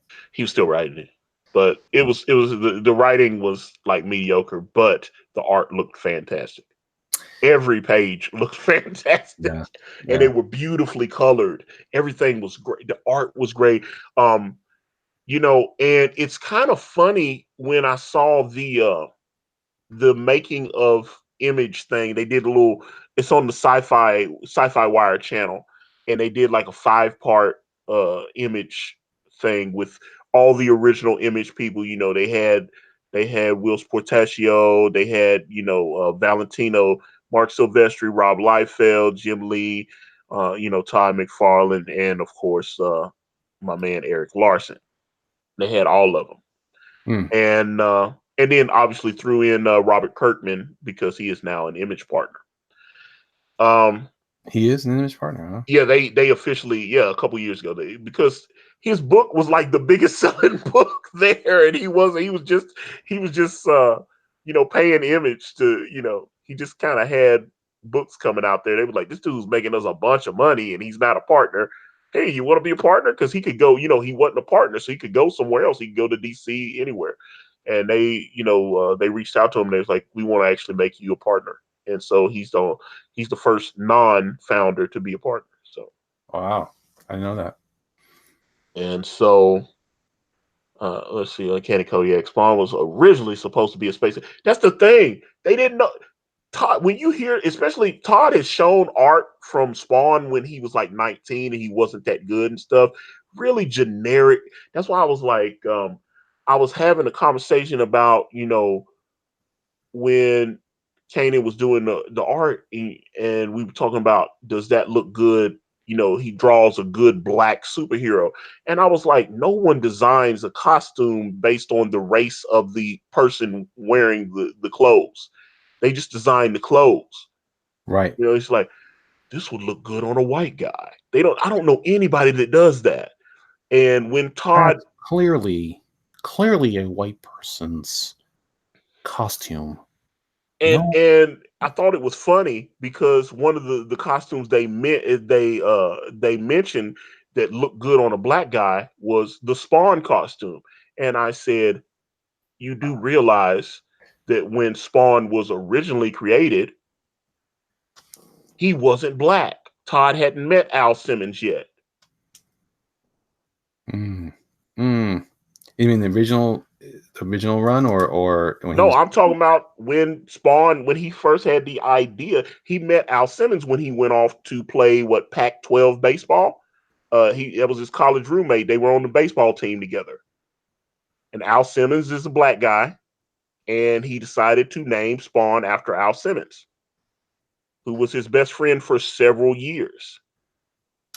And but Booker T. Spawn is just Venom with a K. But Spawn was actually created before there was a Venom. I mean, probably the same concepts, but I'm saying Todd has shown the art that he came. He was like 19 when he drew it, maybe 18. He's shown it on like Instagram and stuff. He still has it. He was like, I was just like a kid in high school or wherever, and I was dicking around, and this is like came up. I used to draw all the time, and I came up with this idea, Spawn. I was gonna make my own comic book and all this, and this is Spawn. And I saw it, and the costume looked real generic. He's got the cape, and then obviously he got good and he fleshed it out. But the design of the costume is very similar. But Spawn wasn't black then. He didn't have a race, and he hadn't met. He made Spawn a black guy because his best friend at the time, Al Simmons, was a black guy, and it was his roommate in college. And he was like, and obviously they were still friends after college, which is kind of sad since Todd ended up having to sue Al because Todd, let Al go.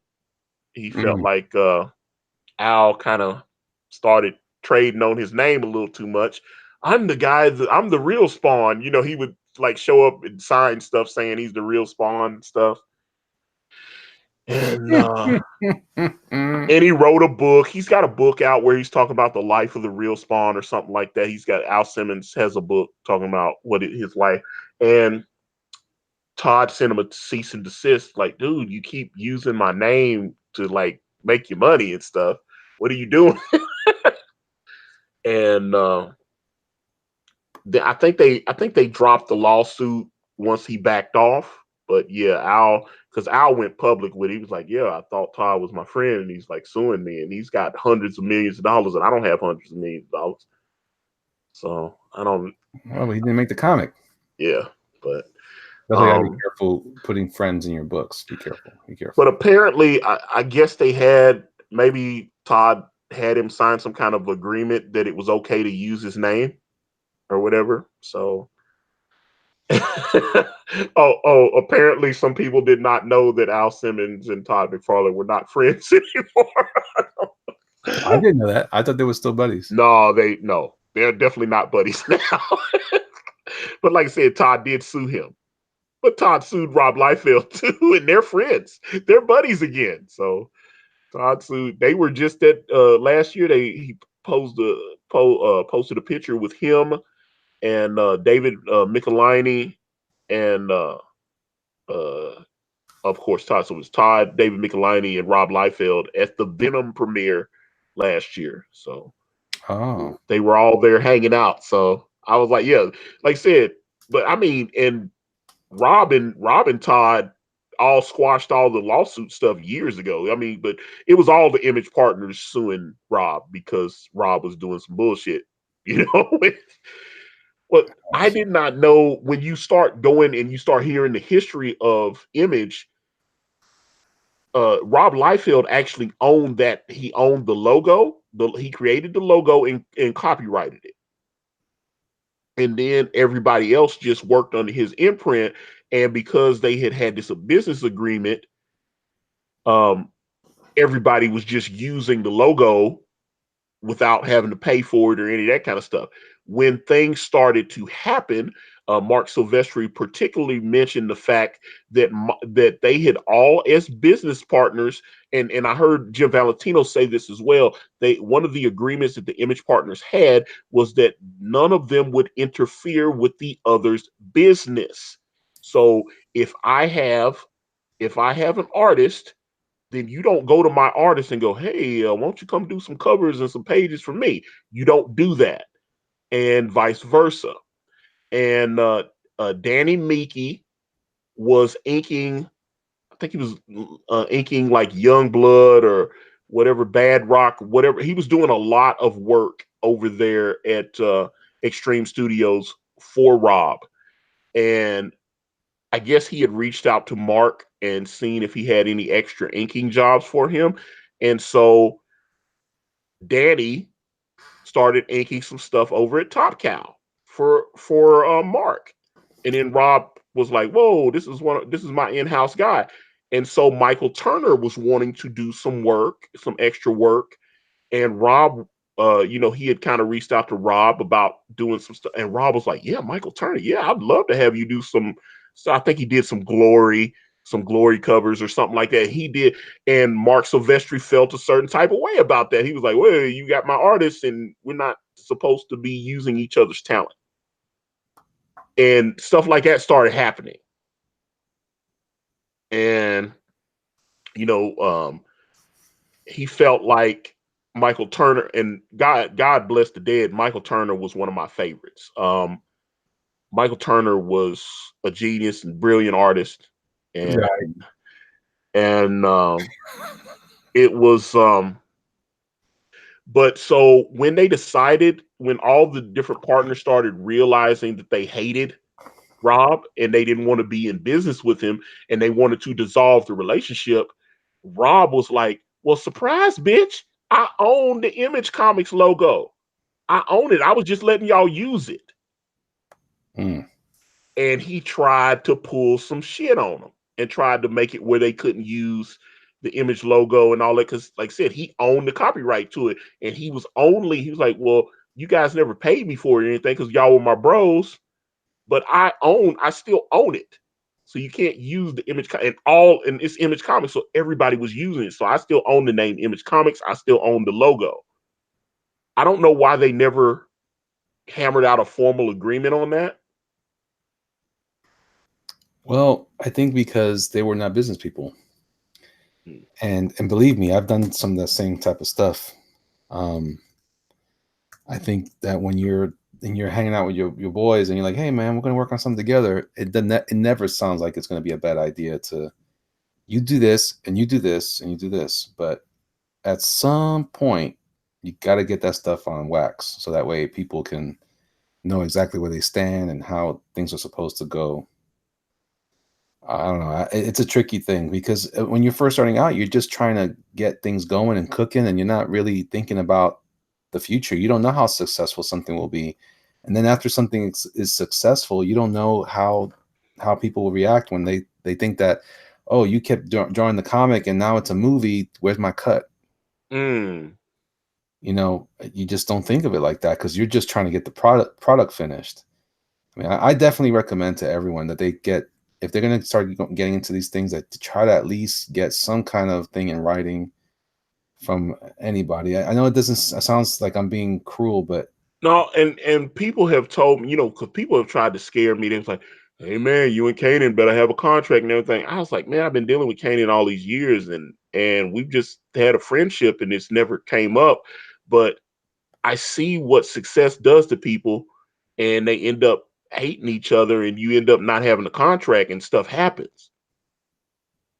yeah, yeah, Because I've had people say, "Hey, man, I know you say you and Kanan are cool. Maybe y'all need to have some kind of formal agreement." And I've talked to Kanan about that, and he was like, "No, man, we've always just trusted each other." And I agree with that. That's how we've always done business. yeah, yeah. I mean, and I think that in many cases that has probably been sufficient. But I've also heard terrible stories. Well, that's what I'm saying. The Image guys, all those guys were tight. You know what I'm saying? Yeah, Todd and Rob were a very, very tight. Obviously, they back cool again, like I just said, but they were tight. Out of all the Image partners, Rob was closest to Todd. Rob, that's what I'm saying. Todd was inking his stuff. But I think Todd considered Jim his best. Like Jim was like one of his best comic friends. Like Jim Valentino was probably. That's why I was like this. When I look at the original founders of Image, I can't for the life of me figure out why Jim Valentino is there outside of the fact that him and Todd were super bros. And I'm not trying to shit on Jim Valentino, but I just don't see it. Well, it may have just been that back in the, because Valentino may have been, some people flourish in other things, like, I mean, he wasn't moving those kind of units. but I'm saying the other guys had sales. he might have been helpful in terms of getting stuff done in the office. Well, you know what I mean? At Image, there wouldn't be a Walking Dead without Jim Valentino. He was the one that lit that project, right, and right. brought Robert Kirkman in. So that's $1 billion later. So that's Jim Valentino. So it sounds like he's got smart business sense. But I thought he was an okay artist. He never, I mean, even when he was at Marvel, his hottest covers on Guardians of the Galaxy were inked by who? Todd McFarlane. That's the only time I bought. I was like, oh, Todd inked this. I bought it because Todd inked it, not because Jim drew it. And the book wasn't that well written either. So, and it just sounds like I'm just hating on it, but I'm just being real. Can someone tell me what Jim did before Shadowhawk that was hot? That was on some hot. He doesn't have a Mutant Massacre storyline. He doesn't have an Age of Apocalypse storyline. He doesn't have a Atlantis Attack story. Any of the big storylines at Marvel, he was there. Give me that body of work. But it might be that he was. I'll tell you this. I'm already learning this, just in some of the last year or so. You got to finding friends in comics is hard. And it's very rare that you like artists are always trying to cut each other's throat out. Always. They're always trying to, or they're hiding, trade secrets, or I don't know, all that kind of stuff. And even well, I don't want to say anything else, but I'm just saying that it happens a lot more than you think. So maybe if you find that kind of guy who's gonna get your back, or gal, or whoever, it might be something that's treasured beyond the production of the book. Maybe he has some kind of editorial skills that he could have been. Well, like I said, the fact that I know for a fact that Walking Dead wouldn't exist without Jim Valentino, that says a lot.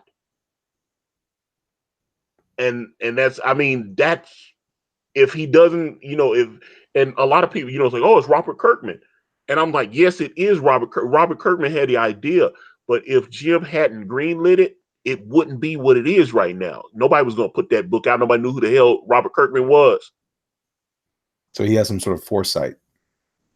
He didn't want it. Well, Robert Kirkman admitted he lied and told him it was going to be an alien book. He didn't want to. He had told him it was a zombie book. He was being honest at first, and Jim didn't like it. He was like, "That's stupid. Nobody zombie book. I don't want to do that." And Robert was like, "Well, I'm pretending it's a zombie book, but we're going to foreshadow, and then in a couple of issues, you're going to see that there's really a secret alien invasion." And then Jim was like, "Oh, okay. Alien invasion, but looks like a zombie apocalypse. Okay, gotcha. Run with it. Let's do it." They started doing it. You got Tony Moore doing breathtaking black and white visuals. He's all right. Oh no! Don't tell me. Oh no! Oh man! So a lot of people say, I don't actually like him that much. He's all right. He's okay. Okay. I'm just saying. I'm beginning to rethink this friendship that I have with Elliot Fernandez. Uh, uh, oh my God! But It's variety is the spice of life. this is true. Between you and Doug, because oh my God, just all the disagreements I had with Doug. No, Antonio, I don't. Doug, hey man, we're gonna do this. It's groovy. We're gonna do this. Hey, it's the Doug Show. Oh. I'm like, okay. It's like, okay, Doug. I was like, but it was, but no, I just, it's important that Jim Valentino greenlit Robert Kirkman to do The Walking Dead. It changed Image. Image probably would have went bankrupt by now. If you look at it, Rob Liefeld got drummed out of there. They sued him and they worked it out, and then they were just like, you just go on somewhere else. I don't know where you're going, but you go somewhere else. And they got to keep the logo and all that. And then, he tried to go back to Marvel, and then he tried to, what was it, Extreme Comics or Awesome Comics? That's what it was, Awesome Comics. And he bought the rights to Fighting American, where he could just use all that crap Captain America art that he still, because Marvel realized the book was awful. He was like, oh God, although he still to this day, he stands on it. He was like, that was still a record-breaking sales. And I bought it. So he's telling the truth. I bought all the Heroes Reborn stuff, but Jim Lee's stuff on Fantastic Four was great. The story was okay. But it's what was it? I think, was it Brandon Cho? I think I'm trying to think. I know he wrote like Gen 13, and I'm gonna be Gen 13 was not written very well to me. It wasn't written very well, but it had great art from J. Scott Campbell. And it was super sexy. Let's face it; it was a very yeah. I also, but when I go back and look at the stuff, it doesn't hold up because I was like, it's not very well written, so it kind of throws me a little bit. Yeah, I mean, I think I like. I think I like the Fantastic. I've gotten rid of a lot of that work. I don't have much of Jim Lee's work anymore. I've decided that he wasn't the biggest influence on me. I can't really speak ill of him. I think he didn't evolve enough for me to enjoy his work any further. Where I feel like Silvestri is really is the, in my opinion, the epitome of what that look could have been. That image look. He took it to another level. He's turned it into a really interesting art form. Well, I loved his was it Cyber Force, and then when he teamed up with Garth Ennis on The Darkness, I thought that stuff was great. You mean the first stuff or the? I'm saying that his work now to today is super beautiful. I thought his stuff at when they he came up with that, he had that one character Ripclaw I thought was dope, man. I was like. But it's clearly Wolverine. I mean, Ripclaw is Wolverine. I was like, all right, man, it's Wolverine. Okay. A lot of those characters. I mean, to be honest, I mean there's nothing wrong with. I mean, it's kind of like what you're seeing now. A lot of people now are taking characters. They're like, you know what, would be great.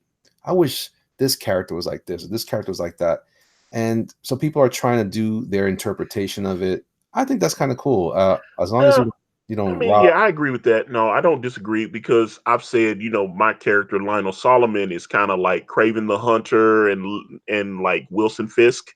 Yeah, he's kind of like that. At the same, it's like the same guy. It's like a amalgam. So yeah, it's just us trying to create a context for who. If you thought you'd like this guy, check out this guy. My only thing was like a Liefeld though. All the Rob Liefeld's characters were just so generic, but he's Rob Liefeld. Well, that's the thing, right? It's almost like he created his own thing. When he started doing X-Men, I think that was really his aesthetic. Do you think Jim Lee do you see Jim Lee in that, or do you see Rob Liefeld in that Marvel time when those guys were still working for Marvel? I feel like it was really Rob Liefeld's look, not Jim's. All the extra pouches and stuff. If you look back at that, I would bet that it's really him that really established the aesthetic at Marvel. Because Jim Lee was doing stuff that was more traditional. He wasn't really doing all that. Yeah, I feel like Jim did kind of switch his style up a little bit because Rob, it was a lot of people forget this. There was a pecking order, and if you looked at it, it was Todd was at the top, Rob was number 2, and then it was Jim. Everybody forgets that. Rob was number 2. He wasn't number 4 or 5. He was number 2. If Todd hadn't been there, Rob would have been the dude. Yeah. I mean, that's what I mean. And anybody who wants to dispute that, let's look at the facts. Okay, they had to take X-Men because they go Jim Lee did the highest selling X-Men of all time. It had 5 different covers. Todd had what, 2? On Spider-Man, he had the newsstand one and then the one with the silver. So he had 2 covers, and it did almost 3 million copies.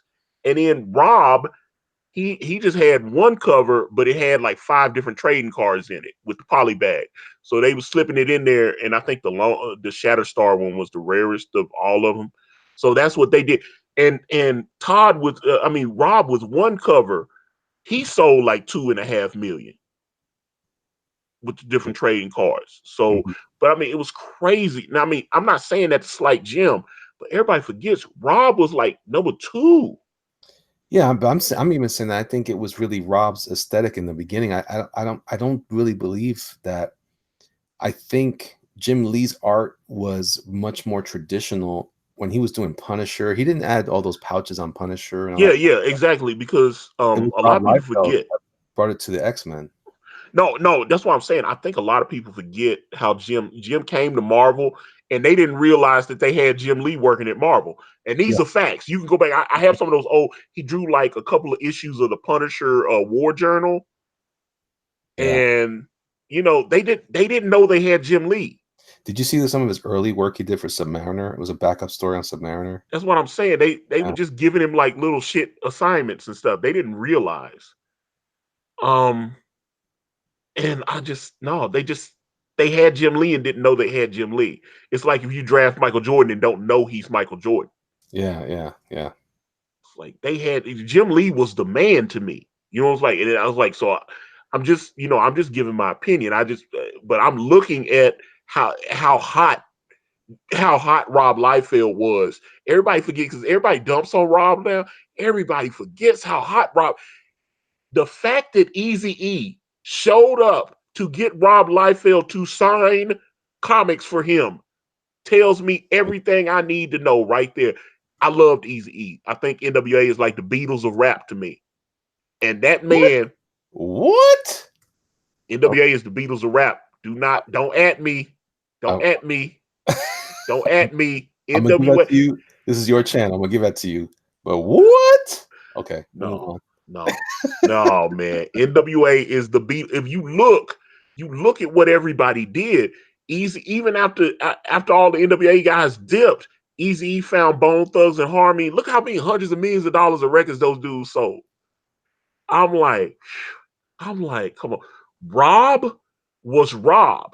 He was Rob, and Rob popped before Jim Lee. Because I remember when Jim Lee first started, he started drawing X-Men, and it wasn't, it was okay. I'm like, Chris Claremont hadn't come up with a good storyline yet. He hadn't drawn that Savage Land Rogue yet. All the hot stuff that he's known for now, that shit hadn't happened yet. Yeah, yeah, yeah. You're right. It was just like, yeah, Rob had that commercial with Spike Lee. yeah, the Levi's and which that's still on YouTube. I remember that. I was like, man, Rob had it going on. That was the Everybody forgets how hot Rob was. that was the first time I thought I ever even considered becoming a comic artist was when I saw that. And I was like, wow, that guy became a this thing, whatever. And I had just bought the comic because of that. I was like, wow, that guy's amazing. Kentron, yes, I remember how hot Rob Liefeld was, but I didn't like his stuff, and I didn't like how his style infected comics for so many years. Well, I I mean, okay, agree. that's fair, but you got to give everybody's talking about Rob like he's a has been now. That dude influenced people that influence people. Yeah, yeah, that's true. That's true. Yeah, I give that guy credit. Listen, I've said this 1,000 times, and I'll still say it. I've actually kind of had how would you call it? Like not a resurgence, but I've a refreshed appreciation for Rob now as I've gotten older, and it's only because I think more in terms of impact now. I don't think about I don't always look at art like, oh, this is garbage because it doesn't meet my aesthetic. I think that got kind of knocked out of me when I became an art director because I started to think about things in terms of does it work for the project? And I'll have to say that I think his stuff worked for the projects that he worked on. He was definitely an exciting artist.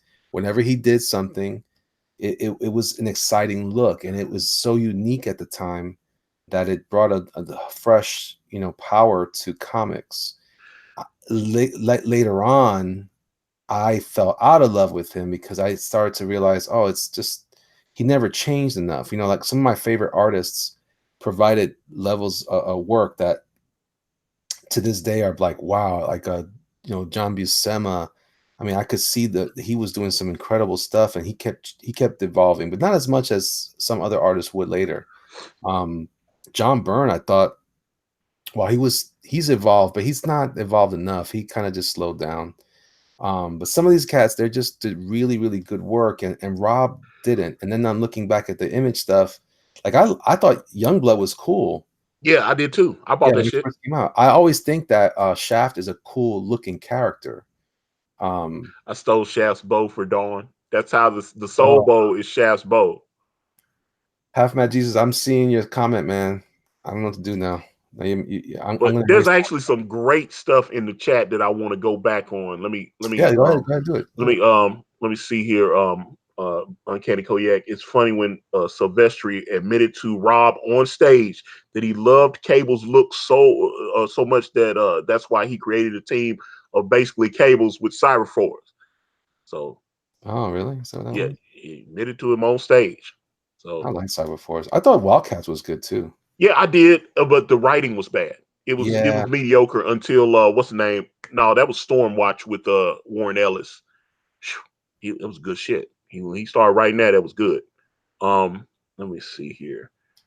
Um, let's see. Eric Hawkins, Ripcord, Warblade, both Wolverine. They went to Image and drew what they knew, and they both knew the X Men. These are facts. Um, let me see. Let's see. Booker T. Deadlock was a straight up Wolverine mouse. Yeah, let's see here. Um, see, Eric Hawkins. Todd considered Lee the Marvel Golden Boy and used that. And yeah, but and that's another thing I saw when I was watching the Image documentary thing that they did. You seem like Rob and Todd would talk all the time, and they seem to think because that was one of the reasons they approached Jim Lee because they were like, Jim's the all American. He's the he doesn't make waves. He's not gonna, and that's I think Jim Lee is what you hear Zach talking about being a hot dog salesman. Oh, this art style seems to be more commercial. I'll adjust my drawing for that. And so he'll change his style and change the way he draws certain things to make it more appealing to the comics fans instead of just coming up with his own style. He'll just look at what's popping and he'll make those adjustments. It's smart, but at the same point in time, it's not very creative. Yeah, yeah. And I say that as someone that loves Jim Lee. I worship Jim Lee's fanboy for life. But I have when I've gone back 30 years, at the time, it's different when I was 14-year-old kid and I was looking and I look back 30 years and I go, he was just kind of okay. And you know, it was, but that's again, when I go back, there's some good. I might have to clip some of these and put little sound bites up of this conversation for later because I think there's some we dropped a lot of knowledge on this stream, and people don't be watching these whole streams though. They just Yeah, no. they listen for here, but I think certain conversations would be good for like solo videos and stuff because I really love talk, especially like I like talking about the Exodus, which is Todd McFarlane, Rob, Jim Lee, Mark Silvestri, Valentino, Will Pataccio, all dipping and forming Image. I love that whole how that all came about. Um, and I actually I had a conversation about how Marvel was able to stay successful after the Image guys left. And for me, it was guys like Adam and Andy Kubert, um, Ian Churchill, Dale Keown, and then Dale Keown dipped and went to Pitt. You know what I'm saying? And with that full bleak, but he could never get the books out on time. Dale, I love Oh, Dale. yeah. He could never get the books out on time. You can't put a book out and then 6 months later put the next issue out. I heard a story, and I don't know if I heard it on one of our streams or not, but I heard a story that I think I did. I think I heard on EVS's stream, but I think there was some conversation that he would like he had made so much money that he just kind of said I'm done, and he would like go off for a while, and then he was it was just such a crazy time, and this is why I understand that these guys had a gigantic impact on comics, but um you know that they they were the it was the epitome of avarice at the moment, you know, at that time, and how they handled their businesses was just that's why I think it was a smart move for Jim to sell his stuff to DC. I remember I was very confused about that at the time. I was like, what? Why would he do that? But then in retrospect, you're like, you know, if he can't run it quite the way he ought to, you know, then he should give it up to someone who can, and then Yeah, just be because he left and he came back to Image. Yeah, he left Image, and that's why he was kept creating all these different little imprints. Because that's the cliffhanger imprint was supposed to be, it's supposed to be something separate. It wasn't supposed to be part of Image, and then, that's where J. Scott Campbell launched Danger Girl at first, and all that. And there yeah, was another one called, I think it's called Homage Studios or whatever, Homage yeah, Studios. He yeah. had that, so he kept coming up with these. I was just, oh man, I really, there's so much history there. Um, I'd love to talk to J. Scott Campbell. I'd love to talk to him. Big fan of his. Um, I had a couple minutes with him one time. mm. He's a really cool dude. Um, I mean, at least from what I could tell, just from that short time. But he was very encouraging. He gave me some great advice. He's actually friends with one of my mentors, close friends, and So he so wasn't a dick. Because that's what I always hate when you meet somebody you're a fan of and they end up being a dick to you. you know what though, I feel like of all the people I've ever encountered, he's always been consistent to me. Um, he gets the business. He gets what we're trying to do. You know, we're hot dog salesmen or whatever. He gets that this is a business, and so uh, he always is on. I've never met him, and he's not on his A game. Other people, but him, no. He's always been top notch. I don't know. I don't know what that means. So let me see here. Shade asks in the chat thoughts on Sean Gordon Murphy. I Woo! love Sean Gordon Woo! Murphy. I love Sean Gordon Murphy. I think he is brilliant. Yeah, And yeah, one thing I really love about him is when he tweeted out that charity and Doug tweeted out to try to get more people to donate and stuff. And he thanked Doug, and they tried to get him to turn on Doug, and he didn't do that weirdo lame shit and try to throw Doug under the bus. And he stood on it. And they was like, now what, bitch? I'm standing on it. That's what you gotta be when you're a man. You gotta stand on. Don't throw your friends under the bus, man. mm, If someone's coming at you, you sometimes you're gonna lose, and it's gonna cost you personally to have principles. I yeah, respect people like Sean Gordon Murphy for not bucking when they tried to come at him. It's like, yeah, you just tweeted at Doug to Naple. That kind of stuff. I respect that he didn't buck.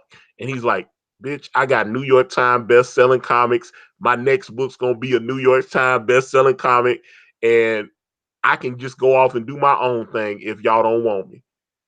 yeah. And that's why, I know his book is going to be hugely successful, and I'm looking forward to purchasing it. Talking about the next Black Knight or White Knight. Yeah, yeah. I think it's next month. I think it comes out. Yeah, man. That guy, let me tell you about him. So I went to a show and I wanted to get one of his sketchbooks. I have it over here. It's right next to me, right in my space. And he he wasn't there for a couple of days. And I was like, I have a policy. I don't like to meet artists anymore like that.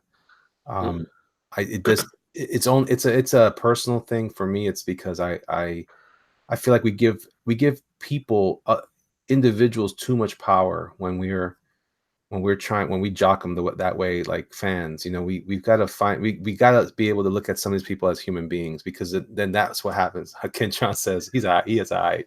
Mm. um, and I found that I met a couple of people that I was disappointed in my meeting with them, and it's because they're human beings, man. Like, if you haven't eaten lunch and you've been in a con all day, and then you got to start meeting people and signing stuff, maybe you're gonna be kind of cranky too. I don't know.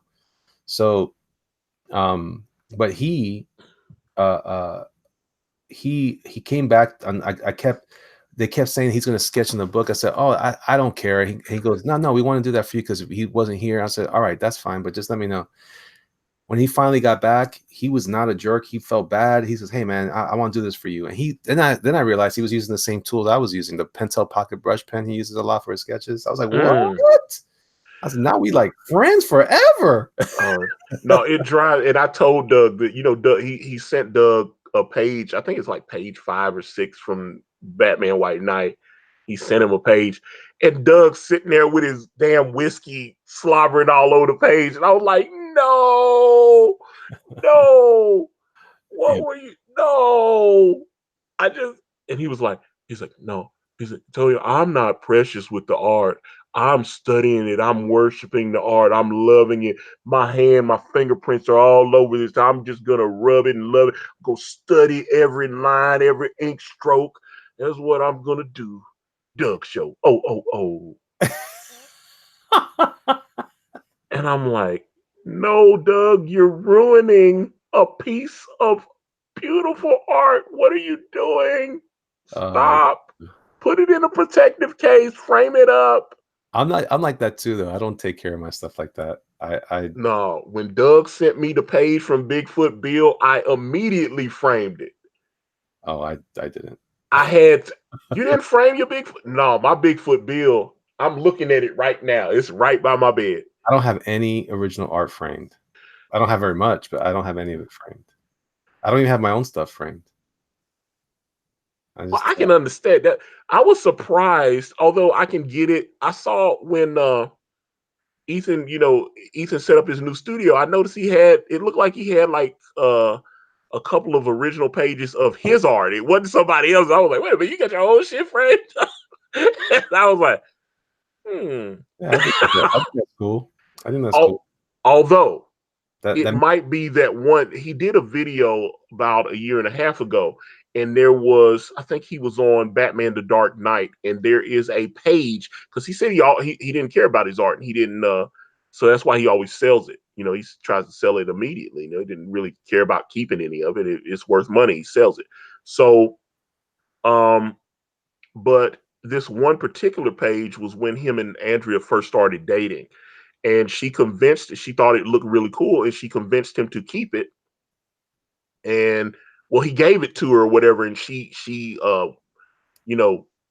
they had it. So I don't know, he never zoomed in on it, if it's that particular one, because he explained that particular page means something to their relationship. So if that's the page he has hanging up, then I would applaud that, because I was like, oh, okay, because he showed that on a video once. That particular image, it was Man Bat. It's a great looking page, but it has something to do with some of the first dates that he said they were going to cons together and stuff, and it was a 2-part Man Bat story, which he didn't finish because he was kind of being a little sloppy, and he said, I wasn't really paying attention to deadlines. I was dating Andrea. So they actually ended up they took his name off the cover of the second issue of that book, because he did like a few of the interiors, and they gave it over to, I can't remember the other artist that had to finish Ethan's work, but they actually took, Ethan has credit on the first part, and then on the second part his name is taken off the cover. So yeah. I mean, I don't. I see. I read Eric Hawkins says, I won't lie, I have a page from each comic I've done in a frame on my wall, and I frame comics that I have worked on. LOL. Now I feel a little bad. No, I don't.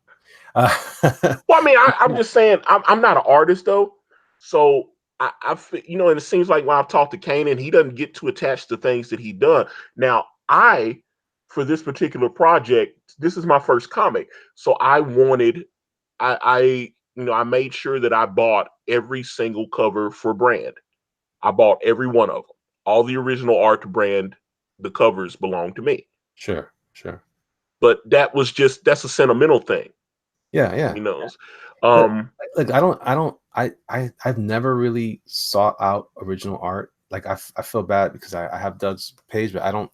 I put it in a flat file, and I enjoy it like that. But I don't. I never looked at art that way. For me, I've been just working on the process. It's not the same as enjoying the result for me. Mm. I find the process more powerful because it's the fun is not. I mean, I do get excited when I have done something well. Don't get it wrong. I don't mean to sound like I'm being, I'm not trying to bait everybody into thinking, oh, Elliot's a master. No, I'm just saying when I look at my stuff, I'm like, oh, okay, I look at it as like, oh, that was when I was trying to figure this out, but that's when I was trying to figure that out. And so in a way, I kind of feel I think I can relate to Ethan's philosophy on that. I'm not really trying to get my stuff on my wall. Now, my wife thinks that I have there's a little I did a little color pencil rendering of a cardinal back in art school that my wife loved, and so I put it out in our dining room next to some. It's like she has like a farm, we have like a farmer's theme in our dining room, Mm. and it matches the room perfectly. So for color, and the only reason why I agreed to it is because the colors helped bring some of the other furniture in the space together from a design place. Everything else, I'm like, yeah, it's all right. I give a lot of art away, a lot. Um, Let's see. some of my close friends that come hang out here sometimes, they leave with stuff, and then I'm like, yeah. And my art rep Andy's like, "Yeah, what are you doing?" I'm like, well, it's my boy. I just want to, like, yeah, but you can't do that. Like, oh, okay, I Well, guess. you gave me a sweet Hellboy, and I appreciate Yeah, it. And, I was, but I was very very grateful, and obviously I find you to be a very talented artist, which is why you know, did all the great work you did for our campaign, and I appreciate it. I'm looking forward to seeing your Akari Press logo on our comics for not only this book, but for several years to come, hopefully. yeah, yeah, yeah, So, yeah. yeah, that's the stand. What you did for us was fantastic, and I'm very proud of it. I, And I just really think you really enhanced my brand, I would say. So if anyone needs like logo design, I would highly suggest that you reach out to Elliot Fernandez, because I see some other people that do logo design. And matter of fact, I'm very happy with the brand logo. With although I've heard some people say I don't like that brand logo.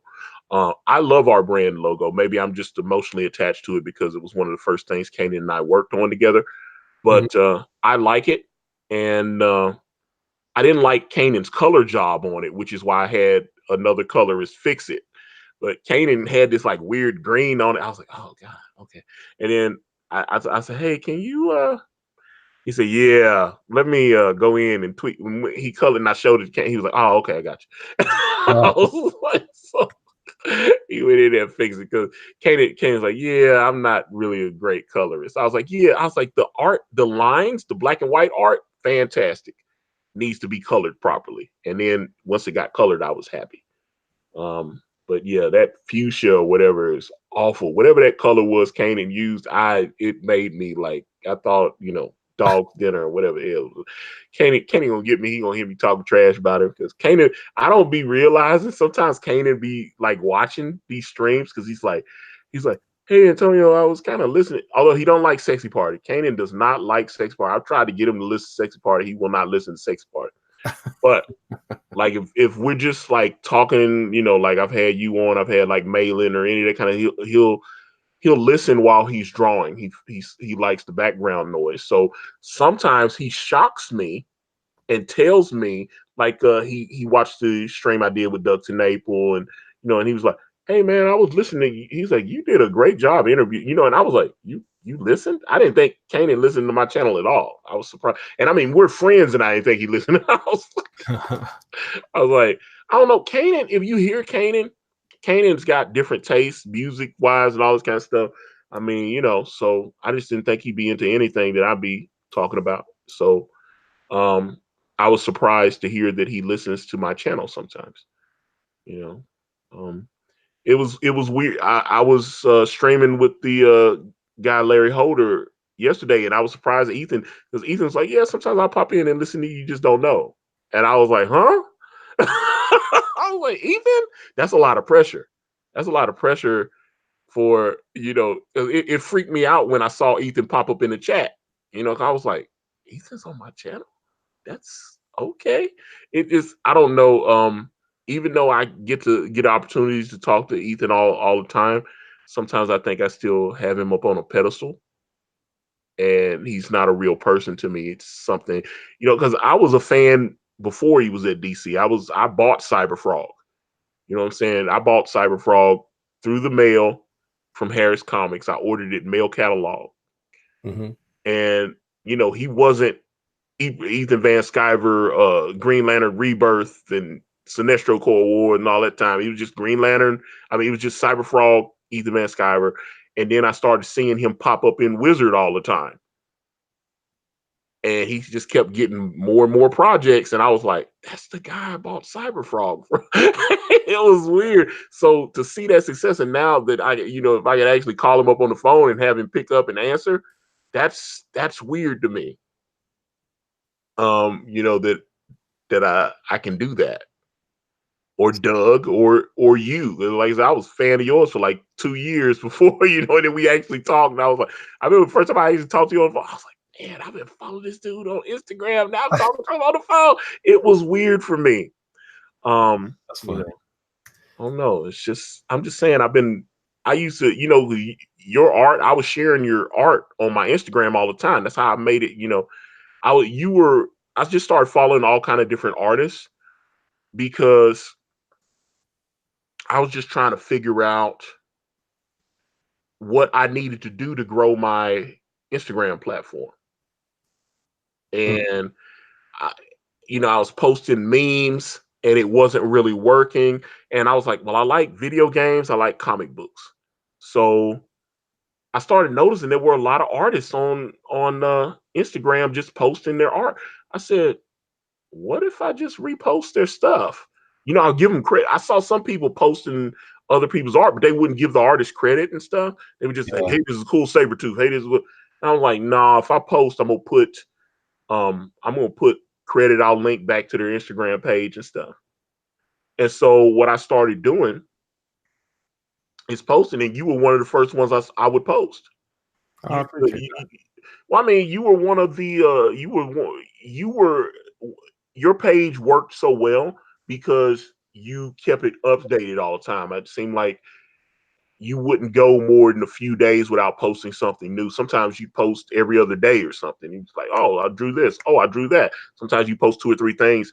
And so I'd say, I just hit the save feature on you. I was like, okay, I'll post this one today. I always said to post at least once a day. I don't want to keep posting on the timeline and stuff. And spamming and blowing the timeline up. But um I like how you do that, how you take the head and put it there. I thought that's kind of cool.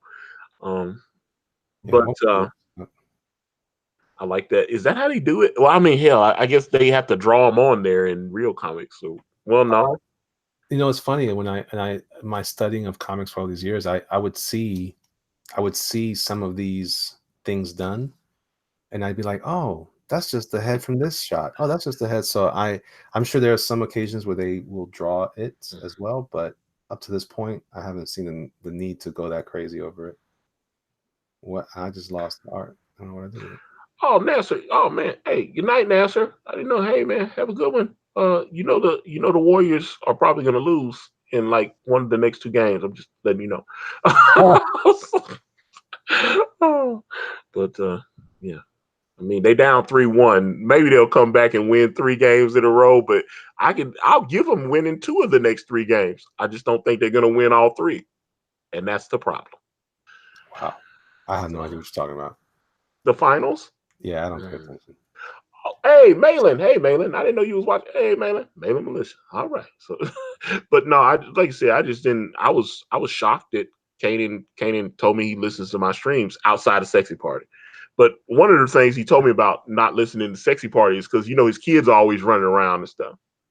So he was like, and obviously, sexy party is It's mature. It's mature.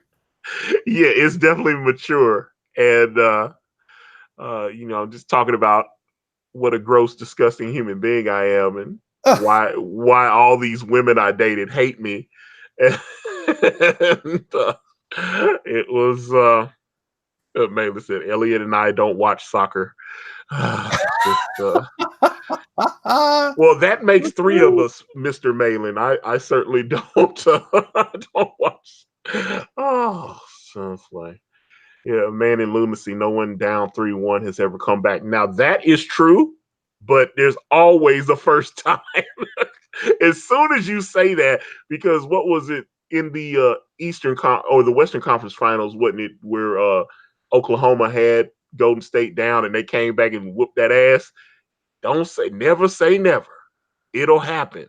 As soon as you say this will never happen, and it happened. So I just yeah. So, I don't know what you're talking about. mm. I'm literally like, oh, I think that sounds. You know what, man? Working Is for that silkworm? Is that silkworm? that's Or flat. That's that's flat. flat. Okay, that's flat. Okay. Silkworm will be underneath. I'm Mhm. doing this because I'm actually gonna ink these digitally, the headshots, and that's gonna be the way it looks for the picture box. It's like Eric Hawkins. I heard "Sexy Party" for the first time a few weeks ago. I'm at work. I get a notification of a new video. I'm like, cool. Let's see what Antonio's talking about. Yeah, I wouldn't recommend listening to the "Sexy Party" while you're at work. Not good. Oh, What have it's you done? horrible. What have you done? Oh yeah, it was like if you want to keep your job,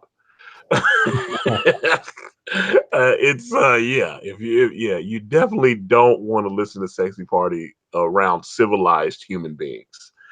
But I was gonna do a sexy party this week, but I talked to Anna, and I don't know. That's something that we've talked about on the stream because I know what she's dealing with. She suffers from depression just like I do. I deal with depression, Yeah, I hear it. Me too. and we get in these little spurts, and she kind of was in one of those spaces where she just wasn't. And I needed to give her some space. Hmm. Um, and I was like, oh shit. Okay, Shay, I'm sorry. You did ask that question. I meant to ask you when I got to talking. Shay, if Sean were to do an Indiegogo, what type of comedy do you think he would make? Um, That's kind well, of hard. I would he's imagine. done so because didn't he do like what was it, Rock and Roll Jesus or something? He's done so many different genres. He seems to have a very eclectic taste on the different subjects that he tackles. So because Uh, of that, I just think he would just do well. He would just be successful in everything. Hmm. he's all Let's right. let's see. Story time with Yang Yan Zhao. When can we expect the sexy attack? We will not be doing any type of sexy party. No, none of that kind of no. Uh, but we will be doing brand way of the gun and all it. Oh man. So I mean, there's so much story in this. I did not realize how much story I had in this one book. I never would have gotten it finished in 100 pages. I remember the original Indiegogo said it was 100 pages for $25, and I never ever would have gotten it done and not under budget, and it never would have happened.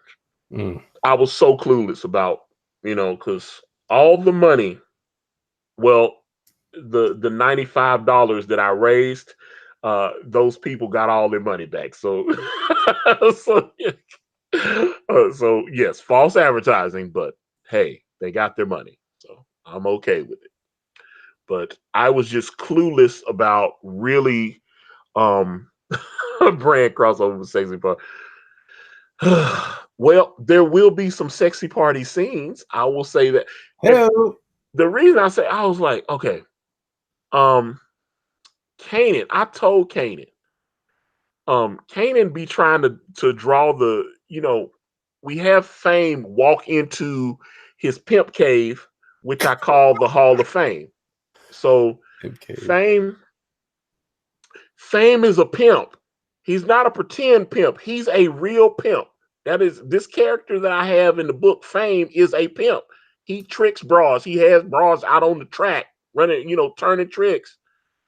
You know what I'm saying? He's running, and that particular scene that I described is Fame and Rita are bringing Dawn back. They've helped her escape from the bus station that she was out there, hustling and robbing people's wallets and stuff.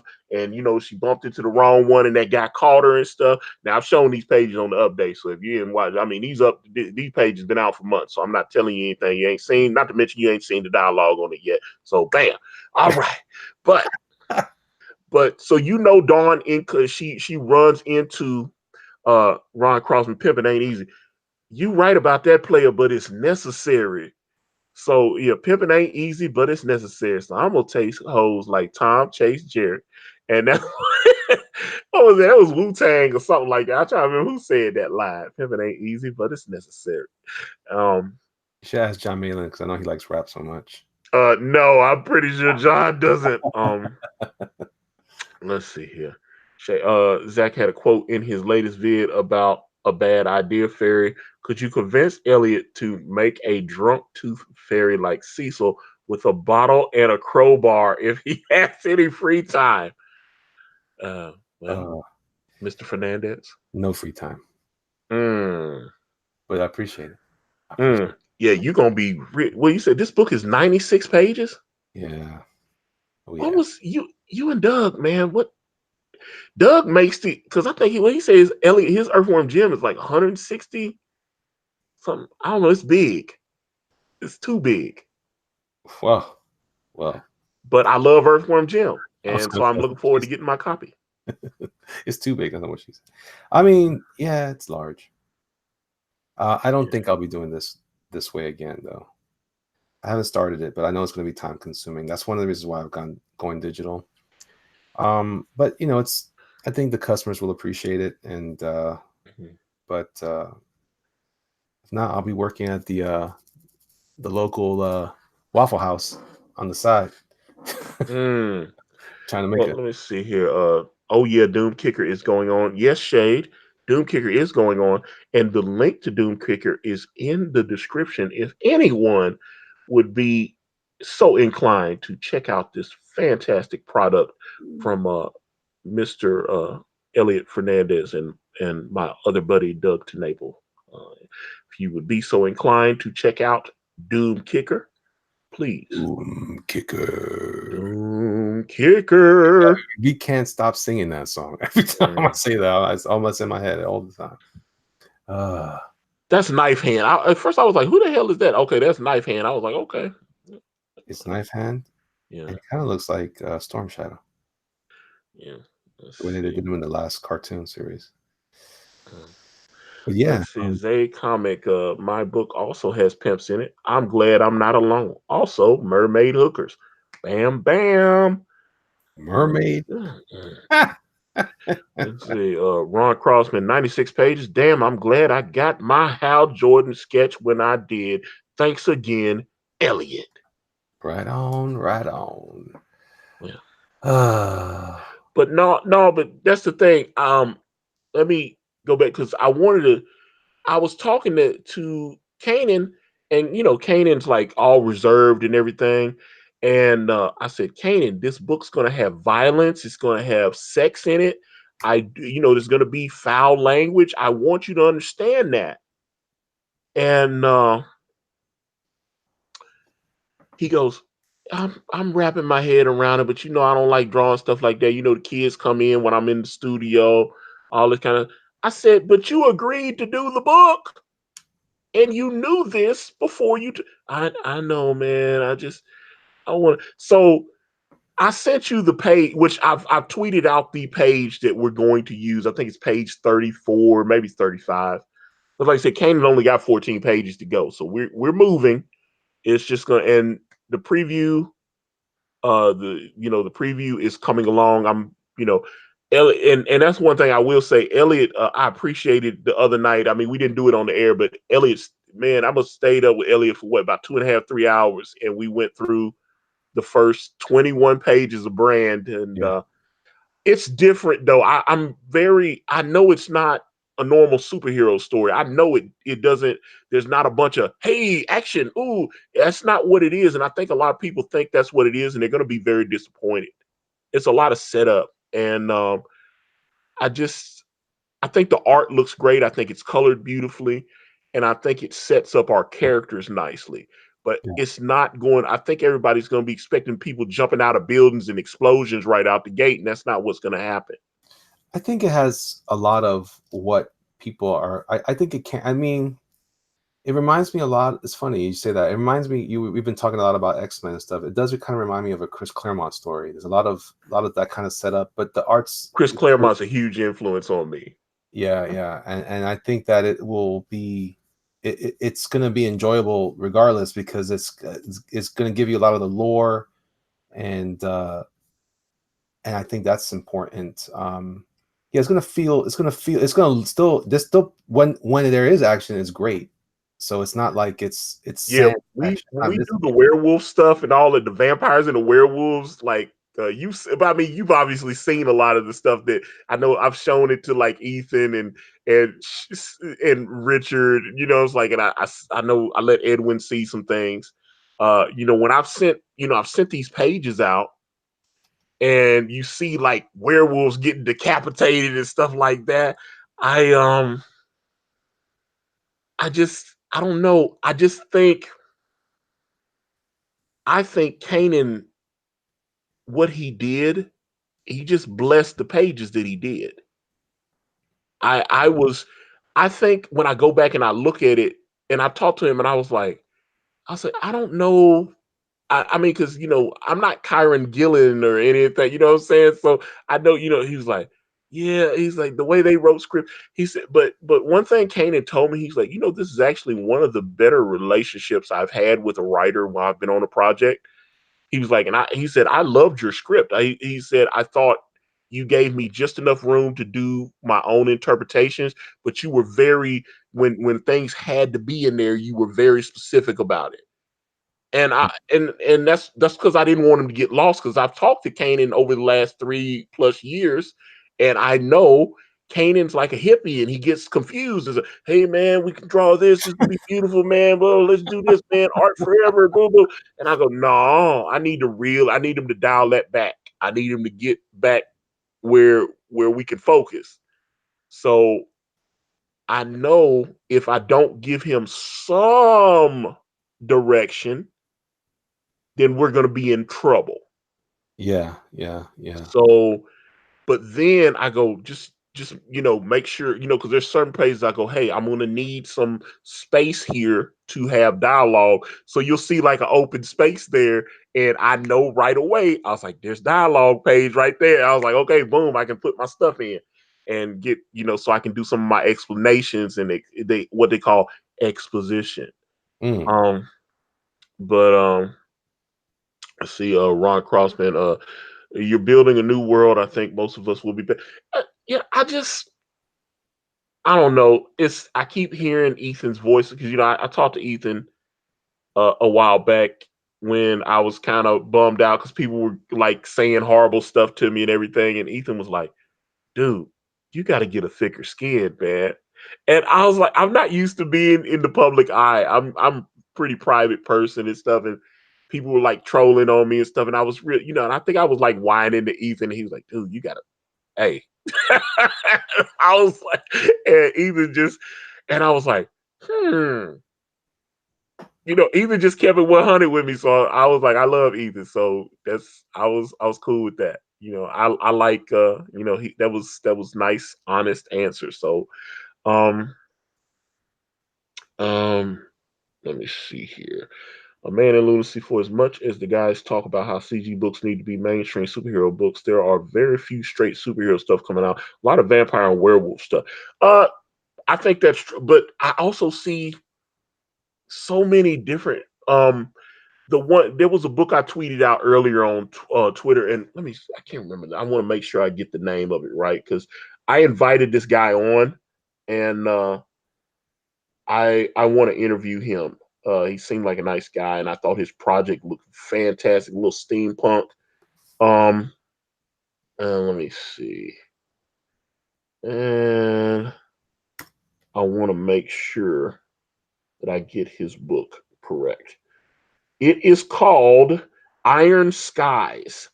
The book is called Iron Skies, and it is, matter of fact, let me find it, and I'll put it's by a gentleman by the name of Christopher Rue, and I'll find it and drop it in the chat there because it's got a nice little steampunk vibe. I thought it looked really cool.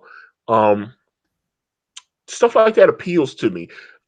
But that's the beauty of Indie It's the beauty of just being in CG and Indiegogo. Uh, Everybody has different tastes, and they're creating things that appeal. You know, even the books I don't like, I respect the creativity, if that makes sense. Yeah, yeah. I often call that like it feels like it's homegrown, and that's I've been a big fan of indie stuff for a long time. And that might sound like I'm being, lying or something, but I have, and it's because I got tired of some of the stuff already. I was already kind of disengaged from what was already happening in the mainstream, so I had been looking for new stuff to read.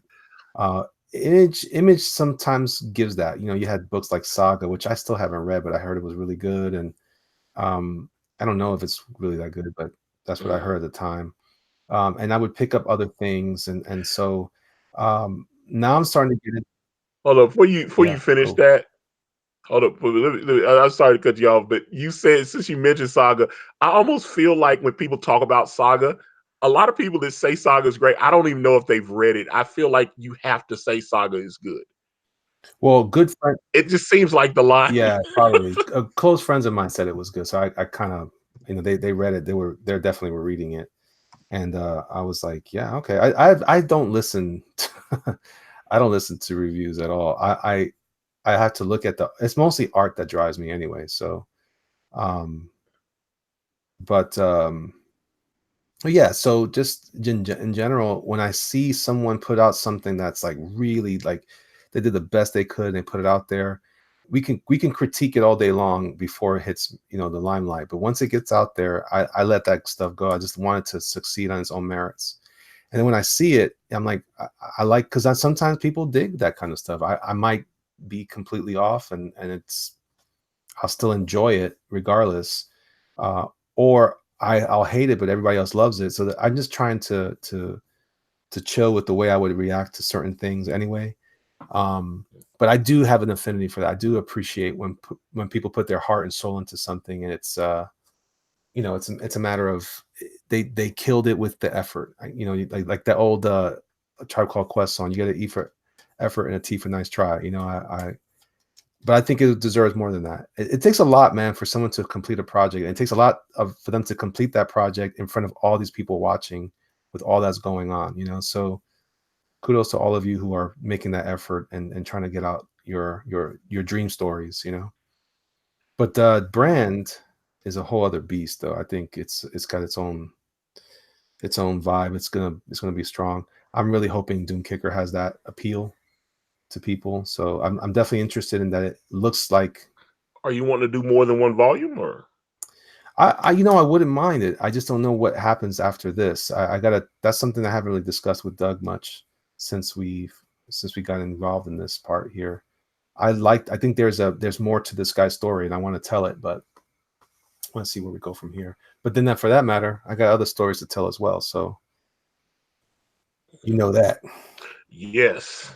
Yeah, yeah, yeah. So we'll All, see. all I can say is go Otomo. Boom.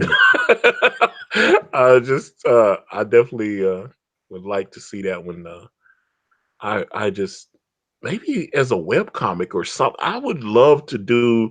Everybody keeps saying web comic, and I was like, if I have a good partner on something like that, that would be good. I'd like to get into that because I see people, man, and they're doing very well on that. I don't know, just tell a little shorter, clips, maybe something every week, every 2 weeks or something, little clips, and That's you build up an audience. That's a great way to prime the pump too, so you can test it out with some people and see how they like it and if they dig it. It's hard though, man. People aren't always being honest about what they're enjoying or not. They're enjoying it for a variety of reasons that have less to do with the quality of the story than it is about, you know, about some personal things going on. I would rather people tell me the truth up front and say this is garbage or this is Mhm. great because I want to get better. I don't want to just keep floundering around, swimming around in a pool of crap just because someone thought it was part of something else. And I really need my audience to be honest with me with my stuff. Okay, let me answer this question for Shade. Do you think any of the mainstream artists or writers could do a YouTube like this, or they can't relate to people? Scott Snyder tried. I think he just got bored with it. I know he still got the channel, but boy, I love Scott Snyder. I'm a big fan. I bought a lot of his writing. Yeah, he shouldn't be doing YouTube. I'm just being real about it. I'm like, okay, he just, I mean, I don't know. He just wasn't. I was excited when he created the YouTube, but also, and maybe I'm wrong about this, but it seemed like, um, this is probably an insane idea, but this is something I thought that they started talking amongst themselves and they started seeing Ethan's presence on YouTube grow and they started going, we have to combat that. We need to create a YouTube channel and have the anti-Ethan channel. I was like, Trash Rock Comments, Jim Lee does streams again. Jim Lee does streams on Twitch and then they download it and put it on YouTube. And there's another guy that has permission to take that I guess he's cool with Jim and has gotten his permission because I saw Jim inked one of his Psylocke pieces or something what's the guy, Visage or something. Yeah, BZA or Yeah, something. yeah, that's him. Yeah, VZA. I'm subscribed to both. I'm subscribed to Jim Lee's YouTube channel. I'm subscribed to the VZA channel. But I don't think Jim Lee's that interesting other than yeah, art. his streams are. I'm subscribed to his Twitch, and I'm like, I love Jim. Jim's boring as fuck. I got to be honest about that shit. I And I was think what like, it is, and I think that's the important part. I not everybody can be online. Some people are just not geared or wired for TV, I guess. yeah, Jim talks with his pen. Right, So I right. was like, I love watching, but it's weird. I'll see Jim drawing the greatest image, and even him talking about it is very mundane. It's boring. When Ethan would do drawing videos, he kept it interesting at the same. All right, so when you're doing this cross hatching right here, you need to go. And I was like, oh man, I was fascinated watching Ethan draw. It's boring as hell watching Jim. That's why I stopped watching the streams. I love watching draw streams, but boy, you got to be interesting, boy. I'm sorry. You're gonna get otherwise you just drawing. Shit, mother, I can watch you draw. I might well just turn the damn volume off and watch that. Yeah, I was yeah. like, dude, I was like, Matthew Fowler, Jim Lee's born and shit, dude. Yeah, and I mean it is. And I was like, but he's a nice Jim. I don't know. On the off chance that you ever hear this, know that I love you and I worship you and you influenced my young adulthood. Don't ever get it twisted. No, you, Todd, Rob, Mark Silvestri, Dale Keown, you guys were there. You heavy influences, John Byrne, there's like, Frank Miller. You guys, that's my childhood. I Right. love you. I can't ever repay you for that. You're boring as fuck, dude. I mean, just real talk. Oh, that's I funny. mean, oh my God, it's boring. That's why, okay, I goof on Todd all the time, but I'll stay through Todd's drawing videos all the time. All right, guys, so when you get in here and you do the venom, you got to do the tongue and look at all these teeth. And he's so animated. Am I lying? Oh no. If you watch him, he draw because he streams it and he puts it on Instagram and Facebook. And he's like, all right, guys, everybody's they want me to draw. I'm gonna draw Spawn. Okay, so what you want to do here, we get a real nice tight end there, Spawn. Huh, okay. So he's got the plasma coming out, like, go get spawn. He really does. It's like what's the guy Bob Ross? He does that. He does the happy little trees thing. And Yeah, yeah. well, on some of them are longer than that, Eric Hawk. That's why I'm saying he's doing the Instagram TV thing. Some of them are like 9 or 10 minutes sometimes. Um, so he can do. I know on Instagram TV he can do up to 50 minutes or an hour or whatever. But he tries to keep them quick. He keeps them short and sweet. All right, guys. So what we're gonna do here? I'm gonna draw Bart Simpson. So you're gonna draw Bart. Get in real close. Do a little crinkle on the nose. All right. Now we're gonna do this here. All right, guys. We're done. Bam, claw it out. And he does that. I'm like, man. And so it's cool to watch Todd draw. But man, Jim, and I'm watching Jim. Jim's on Twitch drawing hot fire. Do you understand? The stuff he's drawing is fire. I'm like, oh my God, this looks great. Yeah, yeah. Sometimes I wonder if he's tired, because he's still working at DC, right? So Well, who? Jim Jim? Lee.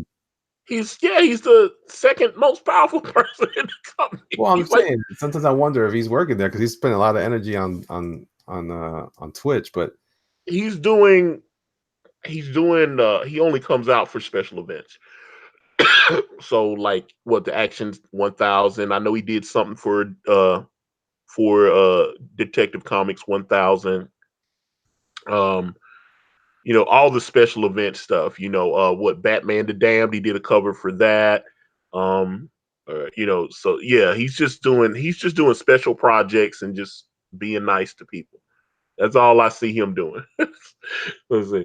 Wolf of Magdeburg, Antonio in his stream. This artist is trash, completely boring and overrated, but I worship it. No, wait a minute. Hold up. Let's unpack that. Because I didn't. Everybody I've talked about, I didn't. The reason I'm saying I worship you is because I love your stuff. I said, now let's go back. When I talked about Rob Liefeld, I said people dump on Rob all the time. I love Rob, but he did some shady stuff when he was over at Image, which is why they were like, "Oh, this dude just did some foul stuff," and they had to get him up out the paint. But I love Rob's stuff. I love Rob's stuff, but I do see but and I've talked about his new stuff.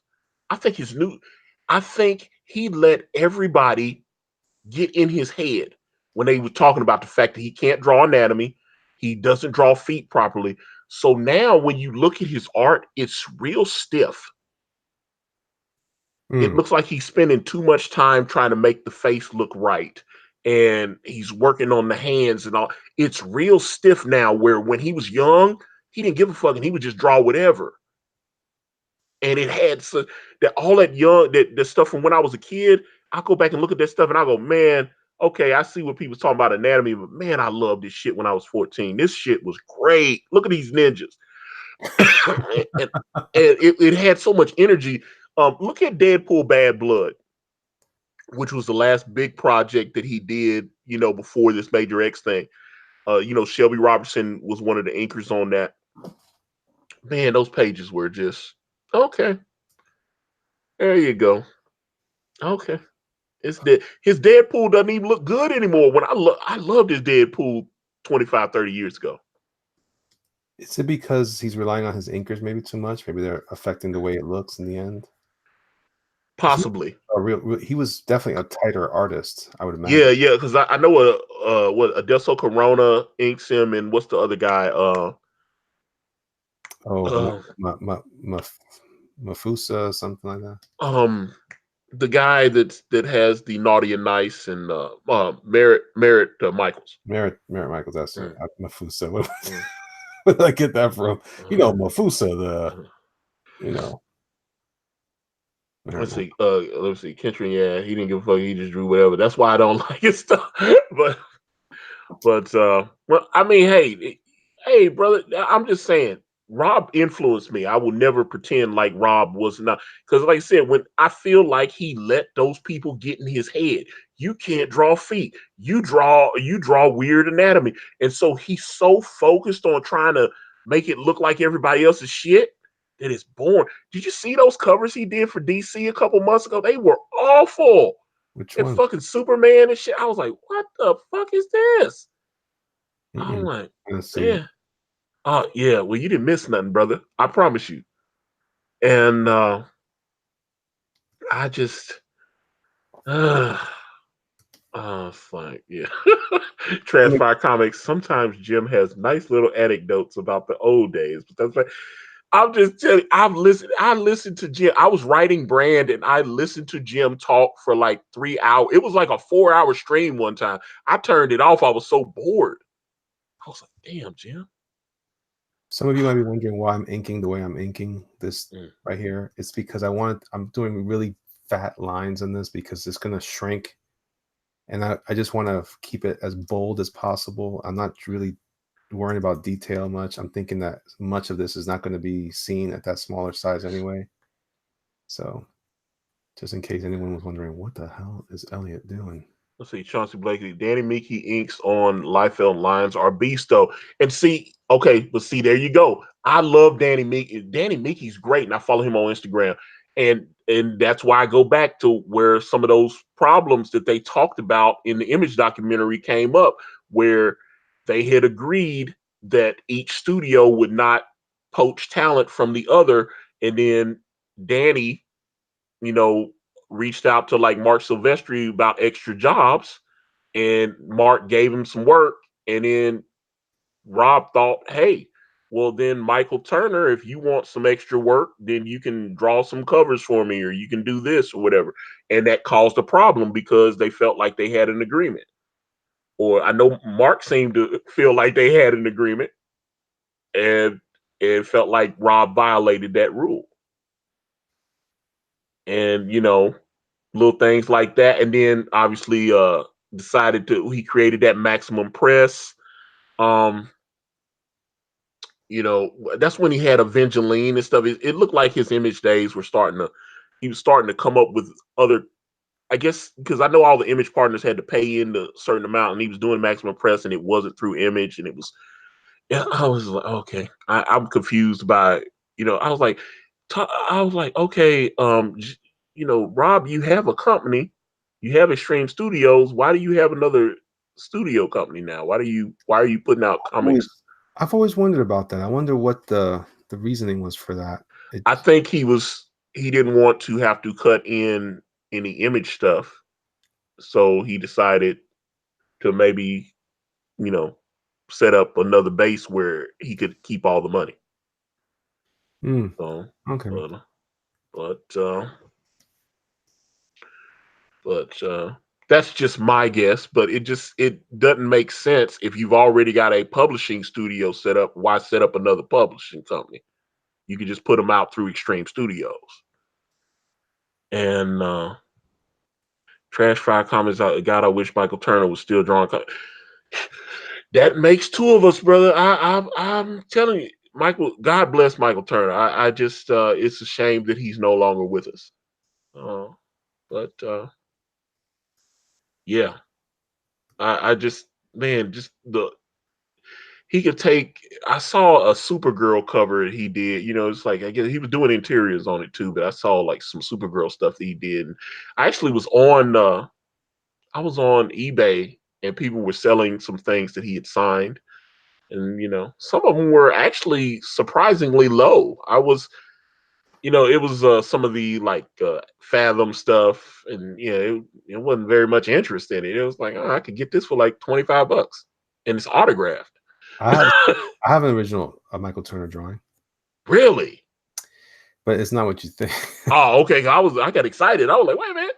No, it is. It's I was at a store signing one time he was at. There was a moment he was being wined and dined by the guy that used to that was they were doing was that company CrossGen, and he was in town for that, and he did a signing at a shop that was affiliated with that company, the local comic shop at the time.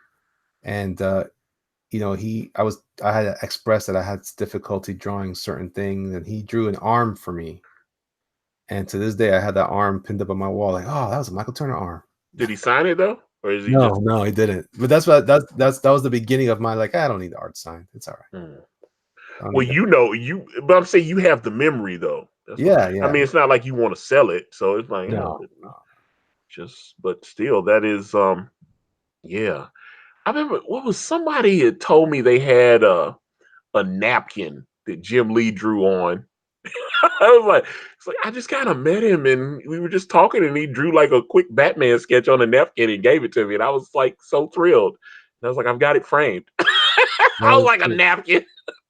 I'll do it. Uh, I know. If I was a fan like that. okay, let's see. Okay, so Matthew Fowler, I think his stream came along when the Youngblood animated series was being developed. But yeah, but I mean he founded Extreme Studios. I thought one Youngblood #1 put out through Extreme Studios, or did you just go Youngblood? I I don't don't know. know. I don't know. I had to go back and look because I got Youngblood #1, but I haven't picked that book up in like 30 years.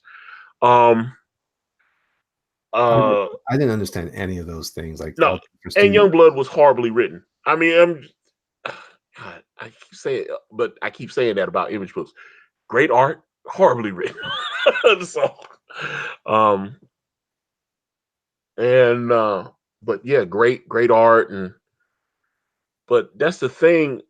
Whether even and Todd is one of those guys that I've noticed because I've said something easy about sometimes I feel like he outside of Jeff Johns he doesn't really dig what writers do except Jeff. Like Jeff's like, oh, Jeff's great. Jeff's creative. I was like, rest of these writers, hey, I come up with great ideas. I, I just and I tell him, I was like, I get nervous around you because I feel like I'm a very creative person as well. I can't do what you do though. I can't obviously the way you draw is like monster.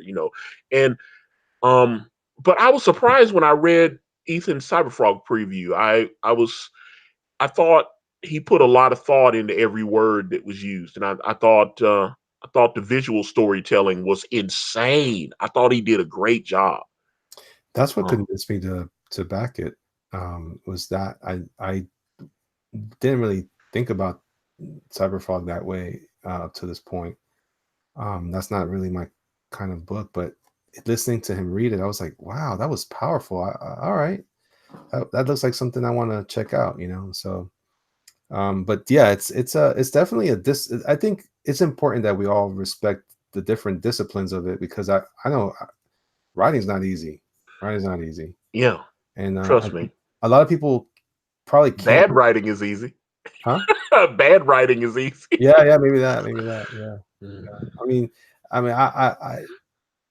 I'm still learning. I'm still learning stuff that I want to apply in my own work. So So let me see. Okay, so Matthew Fellow wasn't Chapel removed from Spawn around this time? Well, yeah, that was they started having legal problems because obviously, if you know about Spawn's history, um, the they the Image guys wanted to have a shared universe. So Savage Dragon existed in the same place that Spawn and Youngblood and the Cyber Force and the Wildcats. They all existed in the same universe, and they did a couple of crossover events.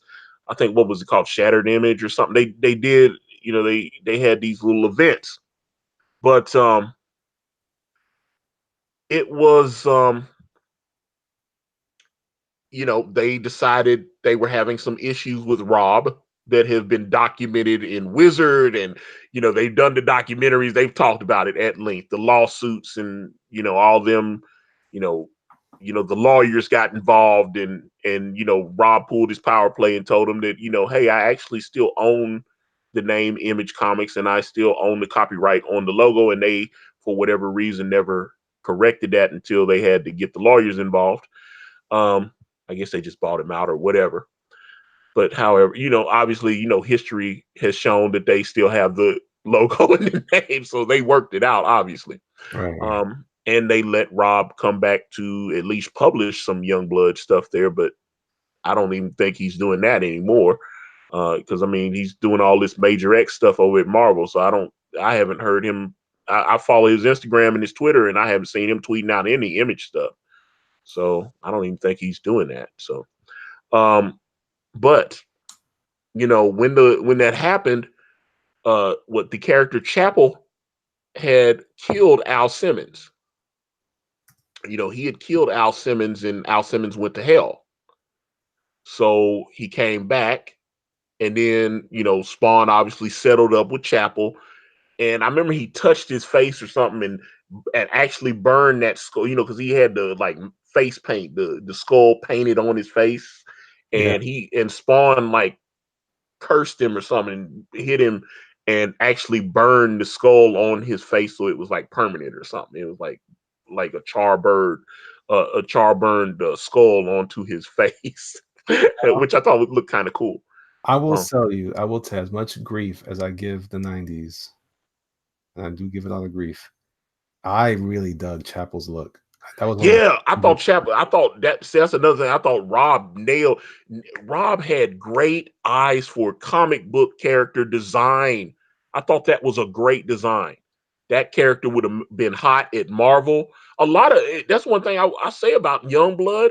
I thought when I looked at Wildcats, I thought outside of Grifter, I thought Grifter and what was the girl he was in love with? I thought she had a nice Zealot. I think her name is. Zealot. Yeah, yeah. Yeah, I thought Grifter and Zealot, I thought those two designs really stood out. Warblade was Wolverine to me. It was okay. I Can you thought, something?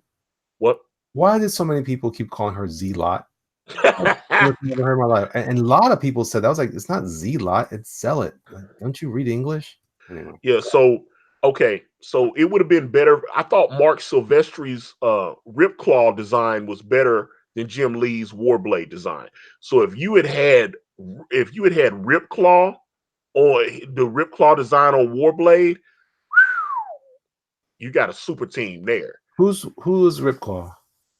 That was Silvestri, right? Yeah, he was what, Native American. Yeah, I love that guy too. Yeah, I thought Ripclaw always looked better to me than Warblade. I never really was into Warblade. I thought, but if Jim had stole Ripclaw from Mark Silvestri, because I thought some of his character designs were a little stiff, Mhm. and I always laugh when Mike be goofing on it, but he's right. I thought some of Jim's character designs were a little boring. Ripclaw was dope. John Mason. Oh yeah, yeah, yeah. I thought Ripclaw compared Ripclaw and Ripclaw was getting very popular because Mark Silvestri. It was like, man, the way Mark drew Ripclaw, Well, man. also he had a really of all those characters, he was a little more simple. He had the color blocking of the red and the white, which by the way made him look like a zombie, which was sick. He looked Mm, cool. But I felt like he didn't have a lot of little like I don't know, like I look at guys like Warblade, he had the ponytail. He had things that didn't make any sense. Like why would you have a ponytail? Why would you have the ponytail come out the back of the metal scalp, the head thing? And just a lot of weird things. Although I didn't mind the look back then, I just didn't find it as it didn't look practical. Ripclaw looked cool. Like he had the weird, like bony looking claws on the end. Like they were either represented with like white or yellow, but I remember they were cool looking to me. I was like, oh, I like his look. yeah, yeah. I thought Ripclaw. If you're designing a comic book character, I think I'll give Ripclaw 9.5, 10 out of 10. Yeah, I just you cannot go wrong with that design. That is a money design right there. That design would have worked at Marvel. It would have worked at DC. yeah, That is how you design. I mean, the color scheme, everything was dead on the money. That's when people send me art and they're looking, they're I think if you've heard some of the videos when I've looked at some of these like Indiegogo and Kickstarter campaigns, what I'm looking for bright, vibrant colors. I like the art to be clean. There's a certain look, and when I want to, when I'm reading your pitch on the page, I want it to kind of give me a good impression on what you're about. One thing I would critique the Iron Skies campaign about, I watched his video and it was kind of boring. His video is boring, but his book looks great. He needs to change his video. He that's the one. really comes off as a stiff in the video. That's the one with the snow and everything. Is that the What, same Iron one? Skies? Yeah. It's like steampunk. It's I just dropped. Matter of fact, let me drop it again. I'm gonna drop the link for Iron Skies in there. I think because some people actually backed it. I tweeted it out to some people actually because it looked like nobody was buying it. And it's a great book. It's on IndieCron too. I just I think it's a great book. It looks great. It looks like it's colored really well. I was like, but he's having that problem I was having where you're trying to communicate, and I just, mm, you just, man. Let me see here, Shay. What's more iconic costume design, Superman or Wolverine? Superman. Hmm. Yeah, yeah. That S will be. Well, even just the color blocking. Yeah, I'm coming from a place like in that I yeah. When Jim Lee redesigned the New 50s, I was like, Jim, I love you, man. Stop, Jim, it was stop. the only design that Jim Lee did, and I don't know where his his mind goes with it because and when you're developing a character or a costume or outfit or something, even fashion, there's a bit of there's a lot of thought process that goes into all that jazz, and there's the way I know that he's got more up his sleeve is that there's this design he did for Aquaman for New 52 before they Mm, settled on that, and he was more based on a crustacean, more like a crab, like his armor looked like the belly of a crab. It had these really cool, it was really cool. But then I remember thinking, my first thought was, why did they go with that? Then I thought, God, I don't want to draw that ever. So you could tell that was definitely a thought process, like, this is not something that's practical to be produced on a monthly book. But then some people go crazy with the scales. I wish they had simplified that costume a bit. Even in the movie, I was like, oh, as much as I liked that movie, and I liked seeing him in the costume, there was a moment there I was like, why does he have to have all those scales? Ugh, it looks like he's uncomfortable. Spandex, man, I like spandex. mm. But yeah, it's but that was the one design that I thought, man, that was clever. Superman looked like a super Nazi. He had the weird high collar. He looked like he was overdressed for any occasion. He looked uncomfortable all the time. Wonder Woman I thought was kind of cool. I like the idea of going silver and blue instead of the yellow and blue, yellow, red, and blue. It was an interesting twist on that costume like that, I thought. Mm. But anyway, what are you gonna do? It's over now. It's over. But At least yeah, I think so. Like a bad movie. but I'm trying to think because Shade actually got me wondering. Costumes I thought you like different costumes I've seen in comic books that I thought were just great. Um, I thought when they were doing what like New Avengers and stuff, they introduced that character Ronin. I really like the way that costume. I don't know the art. I'm trying. Was that when David Finch was on it, or I didn't like it. you didn't like the Ronin costume? No, because he didn't fit. He didn't fit that group. It just looked too weird. You guys got like the Vision wearing capes, giant yellow capes, and this guy's coming in with a ninja costume. Like, I don't.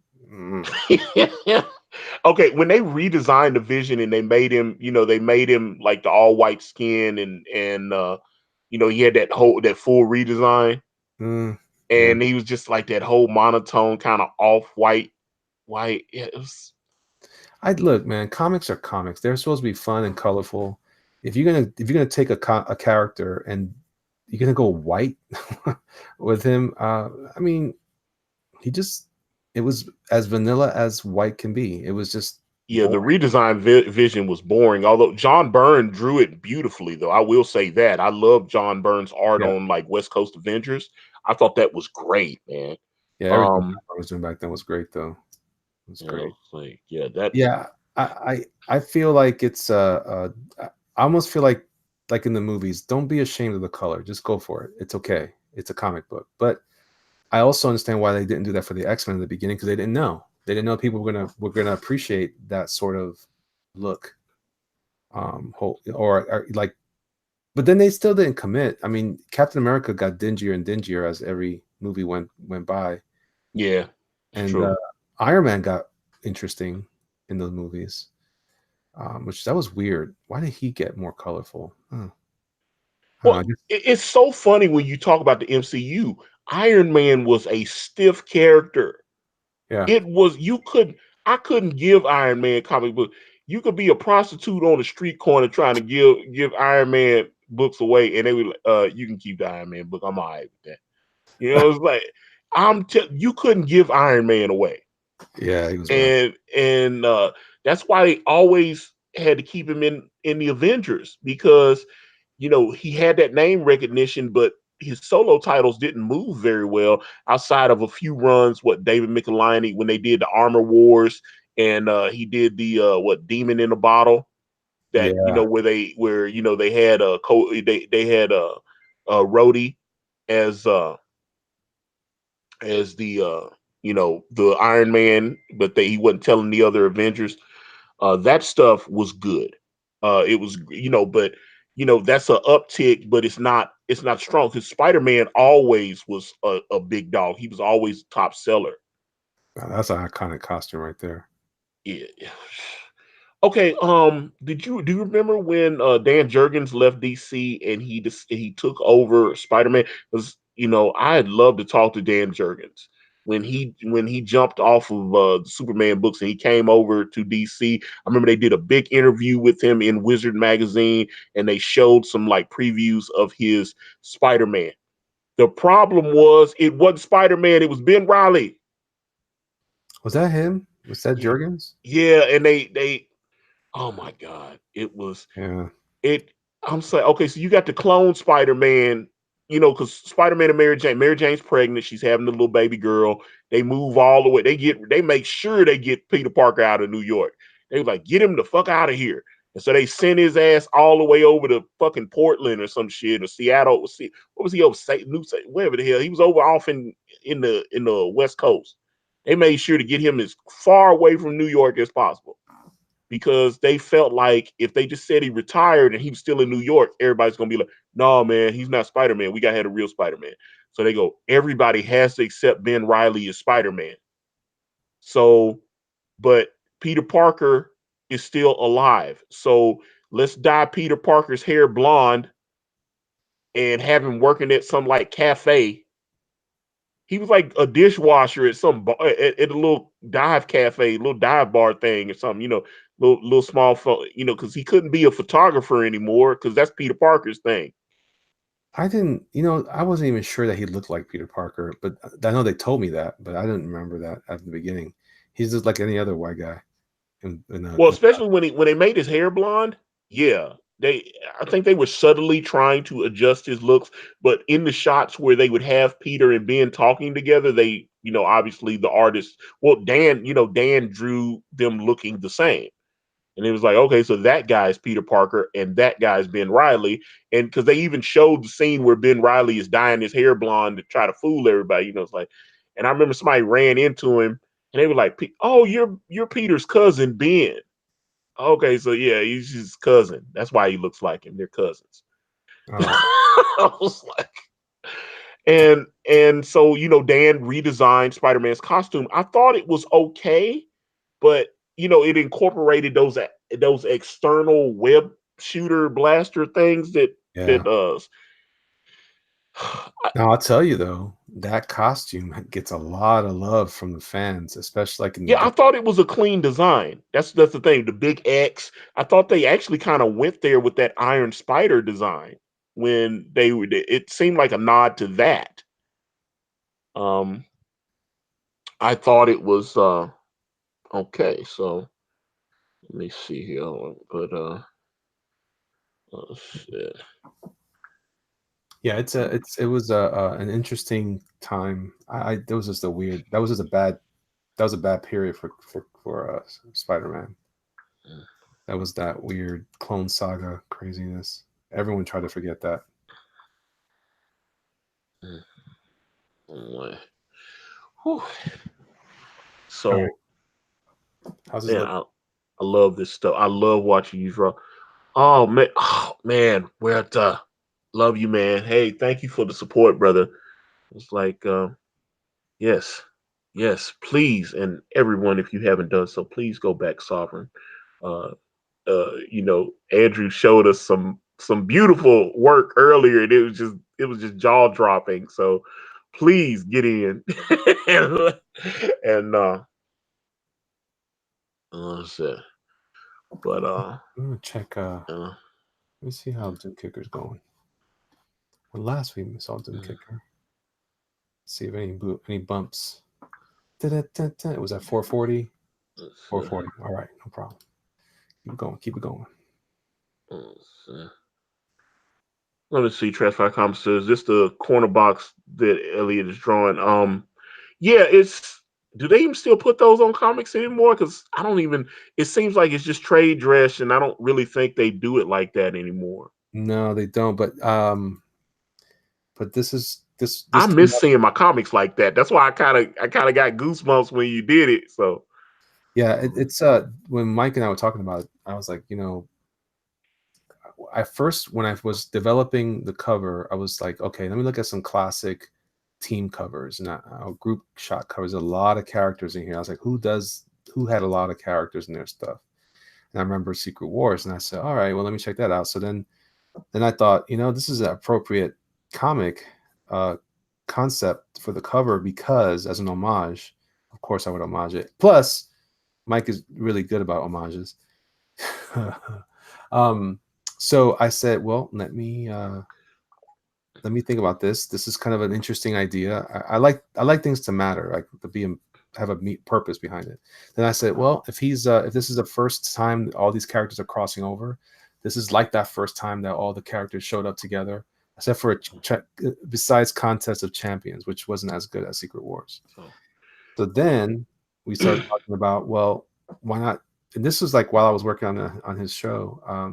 I said, let me just go ahead and include the trade dress, or he suggested it. And I said, you know what? That's a good idea. Not the trade dress, the boxes, the box with the headshots.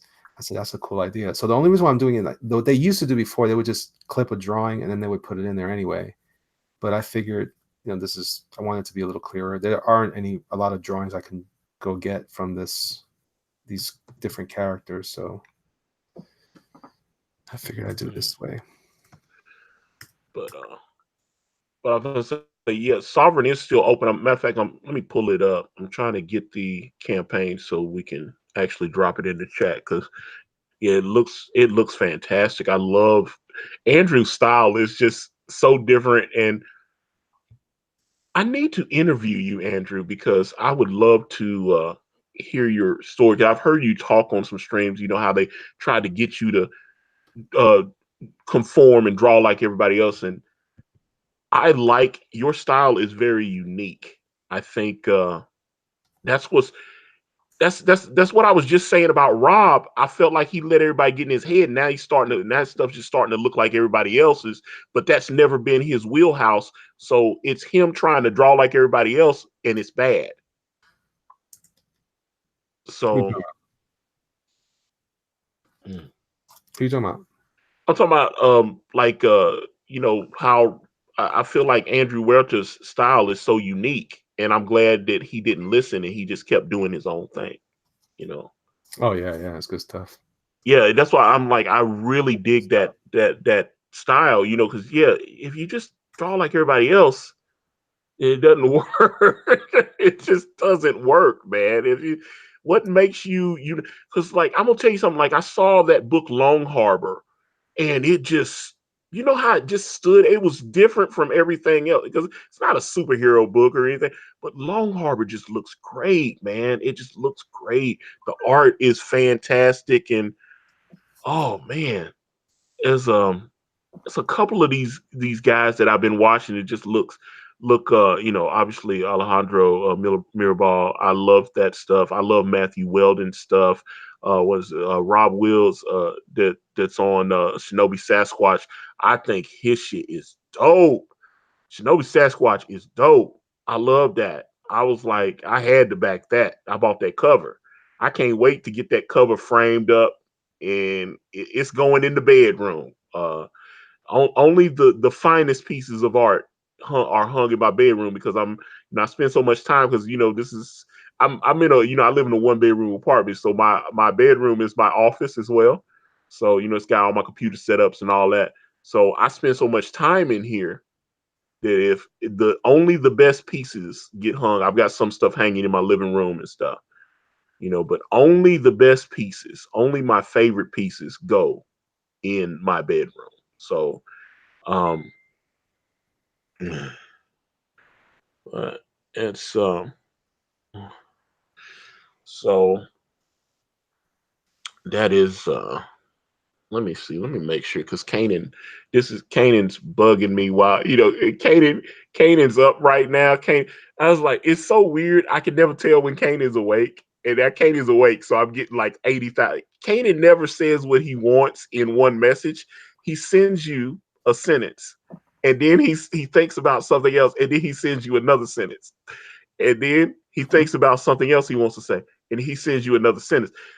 When I'm trying to communicate with Kanan, I think about what I'm going to say, and then I write out a few paragraphs, and I go, Kanan, blah blah blah blah, and I send it.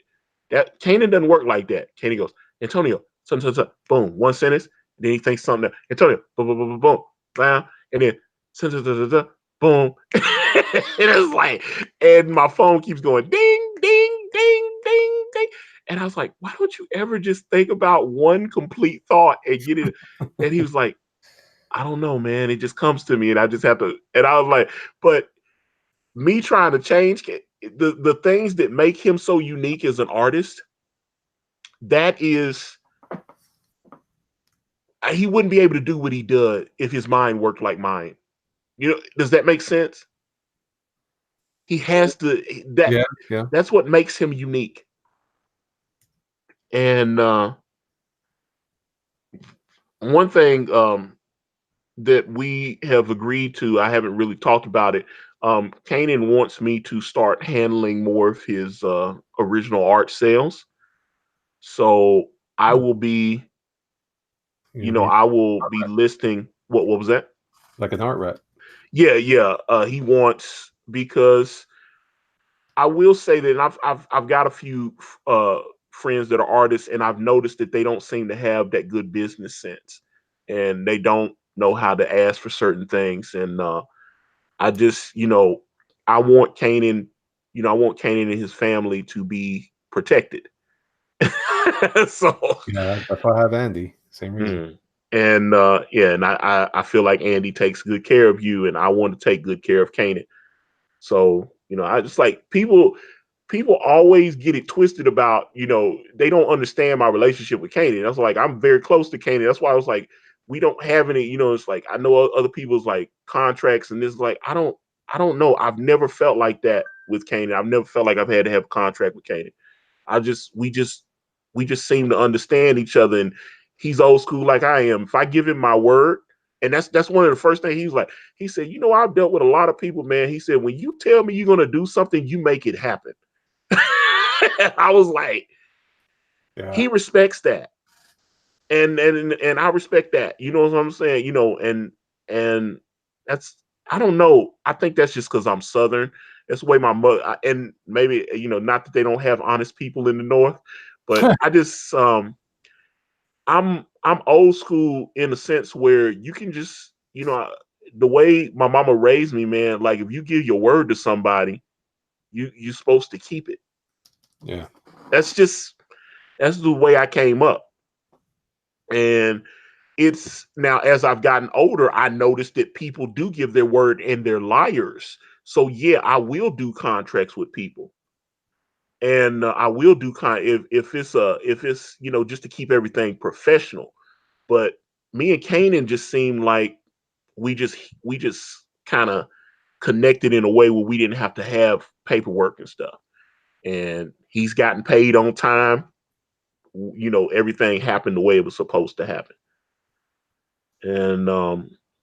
And that's just the way me and Kanan have always done business. That's why I don't have a contract with Kanan. We just always just kept our words to each other. Maybe 20 years from now I'll be like, damn it, I should have had a contract. But you know, I know when I go to sleep at night, I've paid him every penny. He knows it too. yeah, yeah. Because I was like, he's gotten everything that, and I know if we sell the movie rights to brand, he knows he's gonna be getting a nice check. And that's what it is. So so Way of the Gun will be coming, and I cannot wait to launch Way of the Gun. It's going to be so much more fun. I would really like John Malin to do something for the campaign, but I don't know if he would be so kind as to bless us with his talents. Um, I don't know. I've got some other people. Obviously Elliot, you've agreed to do one of the variants. I've got 5 variant covers, but I want to do some pinups. I know Doug said he'd be willing to show me a little love on the campaign. Um, but again, John, I do know you are very, very busy, and I would not want to impose upon you, but it would be nice to have some of your sick visuals on maybe a pinup or a trading card or something. I don't know, but I'm actually looking forward to whatever John has cooking for this Project Thundar thing. yeah, that does sound interesting. I don't know. It's like, oh man, I'm very interested in John's. I'm interested in his next few projects actually, so I'm very interested.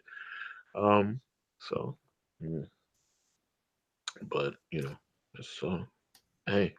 Well, I'm trying Seance. I have no idea what she really looks like, but I'm just gonna go with it. uh, let's see. John, I learned not to be one of 10 well, there are going to be 5 variants for Way of the Gun. That is because I've got the Matthew Weldon, I've got Elliot, and then there's Kanan, and then 2 artists that I'm not going to reveal on the air. Oh, So oh, I now don't play coy. You already know who they are. So I've already told you. I told you who they were already. I'm But just saying. and and but yes, and they will be huge, and I think we will hit the 6 figures, young lady. Oh, I mean, I didn't even know we sold some books today, and apparently we did. We're at almost what? Well, I think it was $68,298. So wow. So Matthew Fowler, you should holler at Rob. Actually, I do want to talk to Rob for something, but I had a different idea. Um, and I'm just gonna float this out here. As you know, Brand is getting very close to hitting $70,000. So I thought maybe if we hit 70,000, that we could possibly have a Rob Rob Wills pillar a pin up. I'd like that. Um, yeah, that Brutus variant cover with the crit. Yeah, I thought because I was, you know what, I was actually going to. I told Denal, I said, dude, I gotta have that cover, man. And he was like, no. He said, I tell you what. He said, when we go to print, he said, you just send me a copy of Brand, and I'll send you that. And I was like, that works for me. I was like, all right, because I was like, I'm happy to purchase a copy. He said, no, let's just you send me your book and I'll send you mine. And I was like, oh, okay, cool. so, so that sounds good to me. Because I definitely wanted Rob's Brutus the Badass variant looks incredible. I was like, I think Nasser got that original art from. I could have swore he tweeted that picture out where because he had like all kind of he had some art from you and some other artists, and I thought that was he had the original art to that Brutus the Badass variant, which man, Rob killed that. But I am very happy that I own the Shinobi Sasquatch original art, and very much looking forward to framing that and putting up. So, mm. Matter of fact, you gave the original, so you had the art. You just gave it to him. You gave it to him as a gift. Just what? You should have hollered at me because I would have bought that from you. What? Oh man, that's a generous. Because I mean, Rob's art looks fantastic. I mean, that just I actually thought about asking him to. There's a couple of brand side stories that I want to tell. I think he would be great for one of them. It's just I'd love to get him. Man, I just but there's so many things I want to do because I'm having artists hit me up like, hey, do you have any work? Do you gotta? Do you have anything else? Do you want to? Do you have any projects you could throw me on? And I've I'm kind of in that mindset like Ethan. I have other stories I want to tell, and it'd be nice to have a team of artists where I could start creating projects and then individually fund them and do all that. So um that's what I think. It's just I'd like to have that. That's the goal one day. Uh, you know, I have this, plan, and I told Kanan, I said I have a plan and you're in it, so there are things that Kanan and I have talked about long term. It's not just short term. We want to, you know, I want, there's a place that I want to be at 10 years from now. And I'll look at, I'm looking at, 5, 10 years from now, I'm the success that I want, and hopefully people enjoy the work that we do. Obviously, I want them to see Kanan on projects like Fearsome as well, because I think that'll be a good book. I'm very much looking forward to reading Fearsome. But the things that he and I do on brand, um, he's expressed to me how happy he is when he gets to work on those, because he really feels like, yeah, sometimes he drives me crazy, but man, we really seem to be in a niche right now, and it just seems like he and I are on the same page. And well, I was like, Well, I think oh, Brand is going to be, it's a very special book. The more I hear about it, the more we talk about it, the more I see the art. It's just it's a special book, man. It's unlike a lot of the other ones that we've seen so far. So I'm excited for you for that. yeah. And I'm like, man, but like I said, I was as I went through the first 21 pages with you, I was again, I appreciated you taking the time and talking with me, and because I don't want to live in a bubble. I need outside opinion, so I was very happy as we were going over the pages and hearing what you thought. And I think because I do think some people, I think I've described brand, and it just, I don't think people understand what it is. That's why I was asking Kanan. I'm telling you, I asked Kanan, I was like, do you understand the book that you're drawing? Because when he was describing it on Mike's channel, I was like, I honestly don't think you understand what you're drawing. I just I just I think, you know, there's some biblical stuff, but yeah, I don't know. And familiars and stuff like that. I was like, this ain't Blade. We're not drawing Blade. This is Blade. Yeah, it's not it's not, that's not what it is. So but brand is brand is different. I mean, man, this first book, like I said, it's so much set up in this first book. When we get into like Way of the Gun, because I think like when I was starting to figure out how I wanted to tell the story, I think I came up with 4 48-page stories for this first story arc. This is just the first story arc, 448 pages. Because at first I was like, the things I want to accomplish in Way of the Gun is I need David and Dawn to actually meet each other, which they don't meet each other in this book.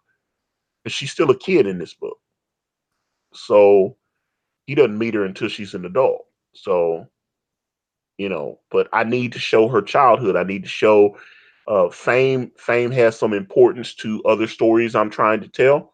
So I need to develop that character. That's why everybody's like, you got a pimp walking around here. Yeah, fame is important.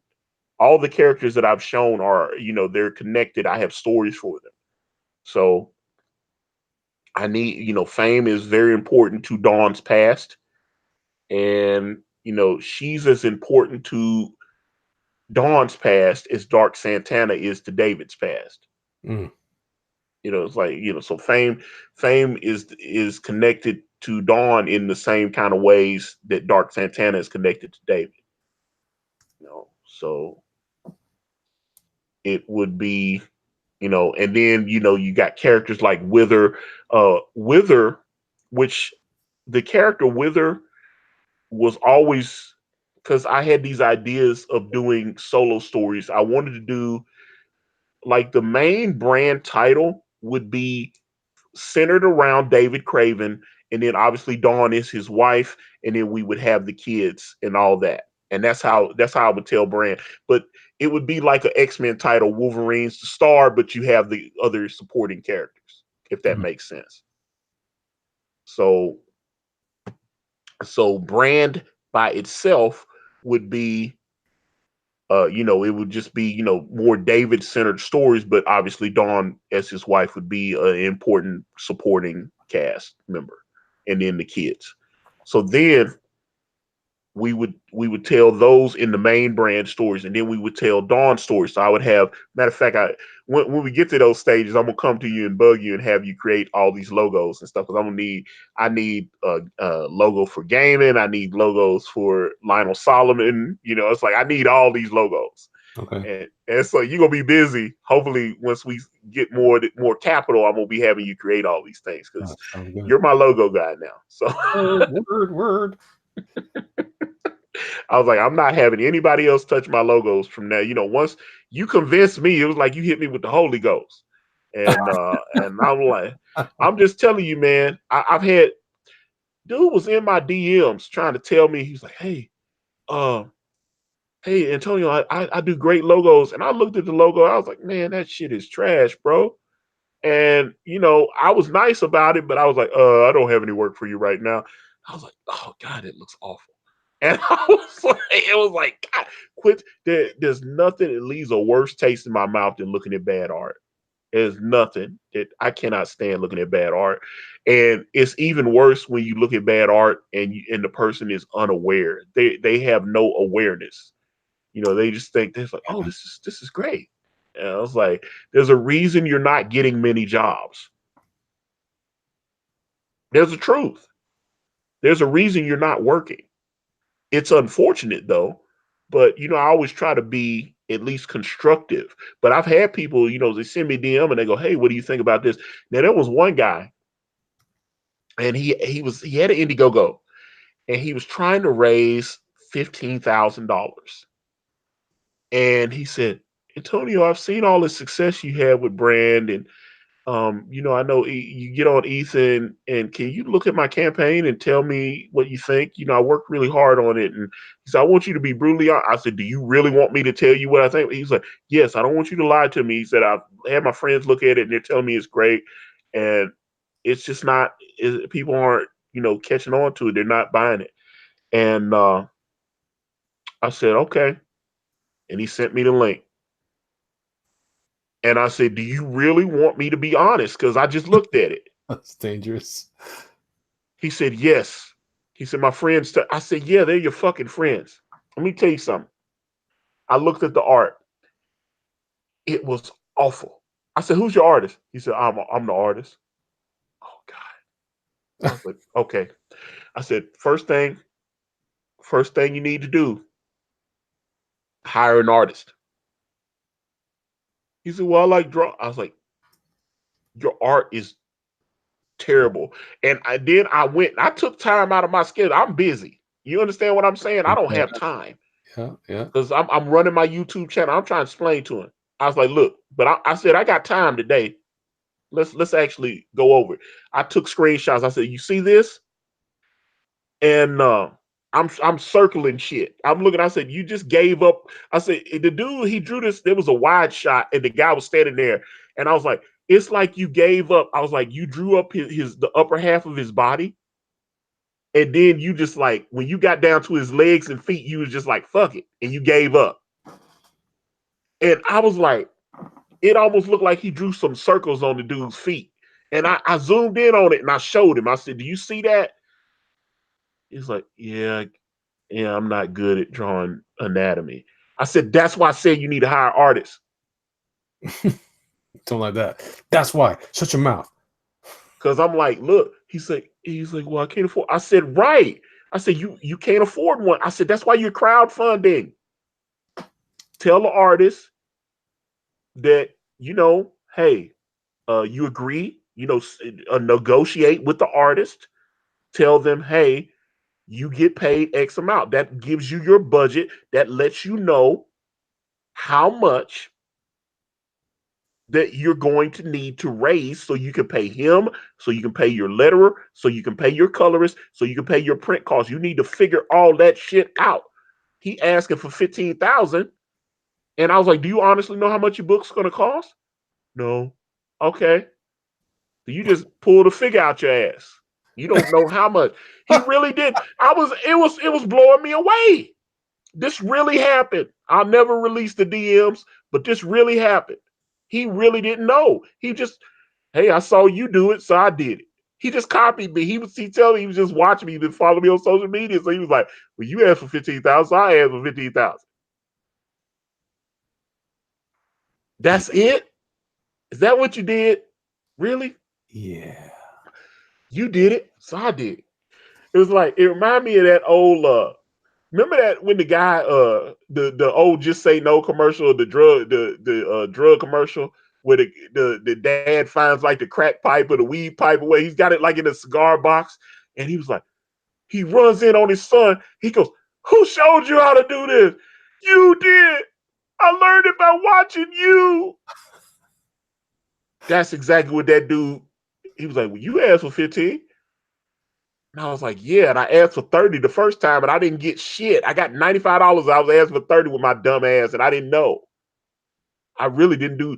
But I will say, when I asked for the 30, I was figuring everything, because at that time, I had I had to figure out that I had to pay Chuck Dixon, because, like I keep saying this, Chuck Dixon, I had an agreement with him. I had sent him an offer letter and everything. I had an agreement. Chuck Dixon was going to be the writer on brand. I had Shelby Robertson. I had to pay Shelby. I had to pay my colorist. I had to pay my letterer. So I was sitting there going, how much can I? And I had to, I went on Print Ninja and got an estimate on there, and I was like, this is gonna cost a lot of money, because Chuck Dixon ain't cheap.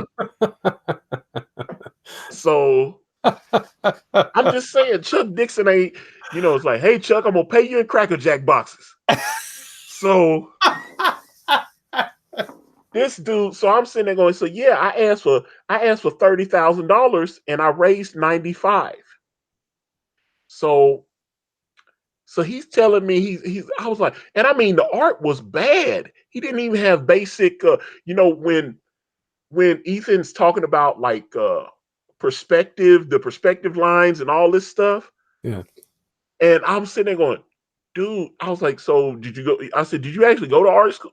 Well, no, I just always kind of just I like drawing. So you never actually practiced it. So No. it's bad, huh? My friends told me it was good. I was like, yeah, they're your fucking friends. They're supposed to be. That's but that's the thing. Don't ask me, because I'm too. And that's the thing. People tell me I'm too honest, and I'm like, being honest ain't hating though. That's just being real. Yep. It's like, I need, when I'm doing some dumb shit, I need people to pull me to the side. Like, yo, man, it's not the way, bro. All right, cool. I may not want to hear that, but that's tough. That's tough love. So I'm trying to tell him. I was like, dude, because I looked on his campaign, he had only raised like $15. Someone donated $15 to his campaign. Oh man, that's And ooh. so I was like, oh wow.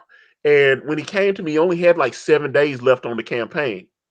And I was looking, I was like, okay, because I'm like, the upper body looked like it was okay, and then you went down, and I'm telling you, he gave up on the legs and the feet. And I was like, oh God, that looks bad. And then like it wasn't, the art that he showed wasn't very good. And I was just like, oh wow. And then, okay, so he already knows I think the art's awful. I've already let him know, right? Okay. So now let's actually look at the pitch. And he had all this misspellings and run. I'm giving him quotes from the thing. I was like, the way you phrased it, he's like, this is a man with superpowers who has a dream of being a superhero about superpowers. And I was like, you got like run-on sentences and misspelled words and stuff. And I was like, and I said, who's your writer? I'm the writer. I said, oh no, so Ah, you the writer and the artist? Oh, And you can't do either, because you can be a bad artist and just hire an artist, and then you're the writer and you could craft it. But now, just from reading your pitch on the Indiegogo page, it is very poorly written. So you need to hire a writer and an artist. And so that now you got a problem. And he goes, that's what I thought. He said, finally someone's honest with me. He's like, all my friends are telling me it's great and everything. Oh, poor guy. He was just like, I appreciate you being honest with me. And then so I said, hey, don't give up, but you need to do some work. I was like, get hire an artist, hire a writer. You know, you can get a writer to help you. You know, it sounds like you have an idea for a story that you want to tell. Get someone who can actually write, get them to help you flesh the story out, and then hire an artist because your art is horrible. And then relaunch your campaign. All right, I'll do that. Never heard from him again. And that's it. Wow. But I kept it real with him, because that's why you sitting at $15 when you're trying to raise 15. Because he really, I was like, your friends are telling you this story is good. I was like, that stuff looked awful. I And heard it just, I heard somebody recently talk about some stuff, and they were talking about all their plans and what they're gonna go do this. I figure what I'll do is I'll do this. I'm like, man, you don't even know yet if you have a tight story yet. You're just coming up with interesting ideas, potential opportunities, potential stuff. This is and the thing is they talk about it like, oh yeah, what I'm gonna do is I'm gonna go here and then boom, make all this money, and then bam, I'm gonna go to Hollywood, and then boom, I got it. I'm like, no, it doesn't work that way. But Andrew Welter says Antonio about to make the Dark Roast Part 2. John C. Blakely, the player haters ball. I was just being real. I was being honest. I don't have time. I'm just being like, look, y'all. I mean, Andrew, you busy. You know about being busy. But especially, and I've said this when Ethan first started putting me on, and the book started taking off. It was like I became a new toy to everybody. Everybody started DMing me and stuff. Hey, Antonio, hey man, what? See you on Ethan. Hey man, who? And it was too. I'm not used to it, because I'm not. Like, I'm literally a guy sitting here with my boxers right now talking to my friend Elliot. This is me. I'm not anybody. I'm like, I still drink beer and fart like everybody else. So when I get people and they're excited to talk to, they send me oh my God, you actually wrote back. And I said, you fucking DM me. What? Is that not normal? Well, I emailed somebody else and they didn't answer. Oh, okay. Well, I'm not anybody famous. I'm not famous. I'm infamous. So Whoa. so I don't ever think I'm too good to answer somebody back. So it shocks me when people are like, "Oh my God, you actually wrote back." And man, whew, it's just, I don't know. I hope I don't get to that point where I can't. I mean, I can't answer everybody, but if I can, I will. You know, I want to still be accessible to some point, no matter what level of success I have. I hate everybody, so I don't. Well, I will say, when I was bugging you a few years ago, you actually at least did answer me back. So I I'm don't, grateful for that. I don't I hate just enough. I'm not hating I enough. I gotta hate more. no one day I'm going to, once Brand is out, I'm going to dig up the letter I sent to Elliot when I tried to hire him from about almost 3 years ago. I'm going to read it. Yeah, it'll take up a long. It'll be a long show. Hopefully, Elliot will sit in on it, and I will read. And it was like 6 or 7 paragraphs. It was long as fuck. This email, I read it, and I understand now. This is when I talk to people, because I've noticed, as I've been in CG and I've started dealing with some of the backers and stuff. I've talked to them because sometimes you end up bumping heads with people, even though they're supporting you, you end up bumping heads. And I've talked about, I was like, sometimes people aren't situationally aware. And I would stress being aware at all times, being aware of your surroundings, being aware of the situation, being aware, that you might be doing something that would come across as slightly creepy to another person. Just a little bit. Yeah, like I've talked about this. Like I'm sitting here, and a guy sends me an instant message. Hey man, I've been watching you on Ethan. I love. Congrats on your book. All right, thanks, man. Thank you, I appreciate it. Hey, I just backed you. Great, awesome. Hey man, so what are you into? What are your family into? Oh, and it just and it just keeps going. Yeah, and it just and I'm telling you, I wasn't used to that. I was like, I'm just because I'm still me. Yeah. And I was like, I was with Kanan. Me and Kanan were on a thing the other day, and someone happened to talk to him, and they were a fan of Kanan. And I started laughing because Kanan the dude was spurting out. He was having a fan moment, and I was like, I was laughing because Kanan's just Kanan to me.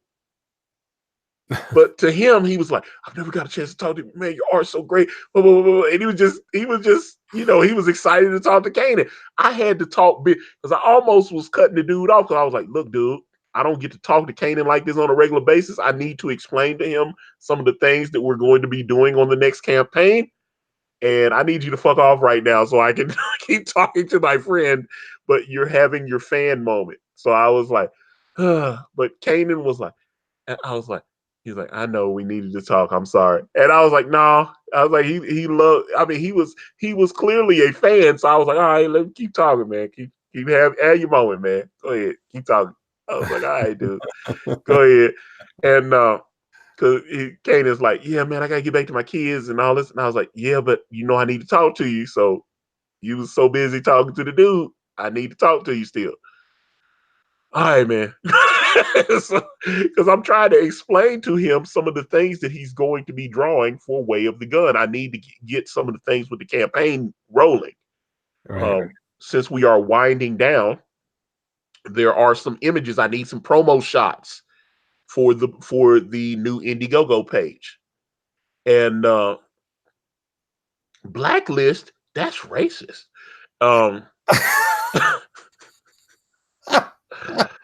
I'm too relaxed right now. That's why I was like, I can tell. It's like I love Elliot so much, and it's like, man, me and Elliot be talking for hours, man. It's like when Elliot will call me, I'll call Elliot. We'll just be talking. We'll talk 2 hours and stuff. I love talking to Elliot on the phone. I love talking. I love when Elliot calls me, and I love it's like I'll just be sitting here. I'll be kind of down in the dumps, and I'll look and I'll see it'll say Elliot Fernandez, and I get it's like he's like, hey buddy, what's going on? And I'll perk up all of a sudden. It's like dog. Hey, Elliot. Hey, thank you for calling me. I was like, I'm happy you called me. I was like, yeah, I love it. Hey, Elliot. Hey, Elliot. Are you gonna draw something? I was like, that's. Like, I was like, oh no. Oh, that's funny. No, but I also wanted to acknowledge. I see Alejandro Mirabal. I love Alejandro Mirabal's art on Long Harbor. I think that book looks fantastic. I think that's a special project. I am very happy that I backed it. It is an amazing, amazing work of art, and I cannot wait until it is in my hands and I have it. So yes, it is. It looks fantastic. Salute to you, sir. But yeah, I don't know. Like I said, Kanan, there you go. And yeah. Well, Oh no! Oh god! Alejandro Mirabal. There are no cream pies in it. Now, I told Ro, I said, Ro, I'm not gonna forgive you for doing the because he put that cream pie thing in there on Ethan's chat, and then that just the whole everybody super chat and cream pie stuff. It just kept. I was like, oh god. I was like, I'm not gonna. And I mean, I did that show a couple months ago. That's been that show, but hey, it was an oldie but a goodie. And hey, it's on Spotify. It's on if you want to listen to it. The Sexy Party episode, Cream Pie. It's up. So, oh. Oh no, that would be funny. Matthew Fowler, make it say 75 tears instead of 75 cents. That actually would be I think that would be an inside joke to a lot of Mike's backers. If it said 75 tears instead of 75 cents. That would be hilarious. Well, he asked me to put this. Oh, he wants you to okay, yeah, that would be hilarious. Yeah, so he wants it to be. I understand. He wants it to be exact, and I got it. But my goodness, that would oh, let me see. This is gonna be cool. Whew. But yeah, I was like, let me see. I gotta send Kanan his financial remuneration, as they say. Let me see. Make sure. This yeah, okay. So let me do this. All right, man. I'm almost done with the corner box here. I don't like that C though. That cent symbol. Can you draw it in or? I could, but if I could just type it, it'd be easier. It just needs to match the font better. This font is not I don't know what I was thinking. Oh, that's interesting. I've seen some old like art from pages from like the 70s and early 80s and stuff, and you know how they got the little box glued on and stuff. Mm-hmm. And I'm always interested in that because I am very curious about how that stuff works. Well, with Photoshop or these new programs, technologies, these things help a lot. Just having, I like that one better. I'll try that one for now. It's not the same. I'm gonna have to just draw it. All right. And then I need a number 1, which I'm just gonna use the same font for this. Call the Glass Doctor. Why did I sing that song? I don't know. Yeah, call the glass doctor. He'll pick your pain. Yeah. So, All right, that one. I'm gonna do this. It's gonna be OCT. This all should be centered, I think. Yeah, that works. All right. There's that. And it's approved by the Comics Gate Authority. Oh, is that what it's supposed to say? Approved Yeah. by the Comics Gate Authority? I was like, what? I was like, All right, so. All right. Pages.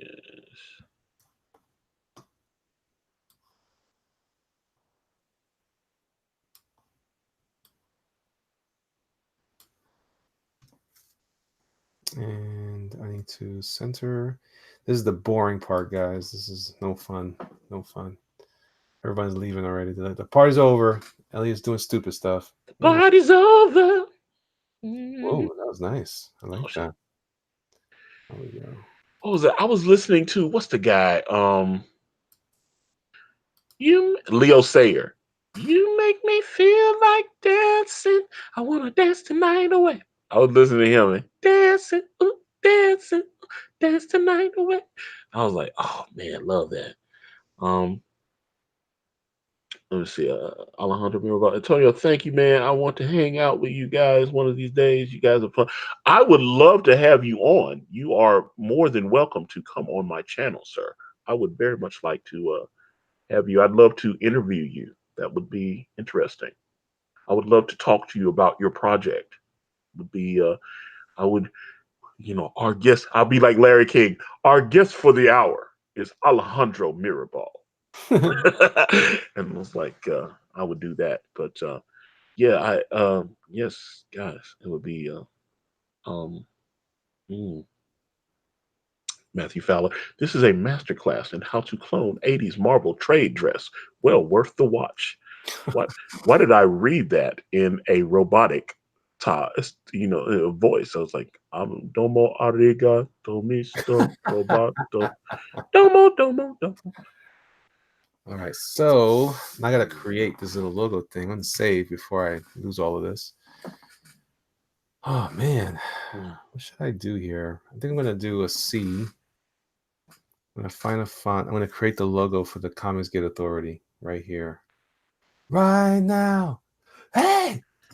Your tomorrow, right now, come on, it's everything. It's that magic moment. Just do it right here now. That's beautiful. That was beautiful. You know it's everything. I actually love that song. Oh, that's one This of my favorite beat songs. rhythm. When that came out, I was like, what blew me away was the album cover, the CD cover. It had this house. It was a middle of after a twister had come through, and the house on the left was destroyed, if I remember correctly, and the house on the right was perfectly fine, and it had a Virgin Mary statue in the front lawn. I was like, oh, that's funny. I'm not Catholic, but I thought that was hilarious.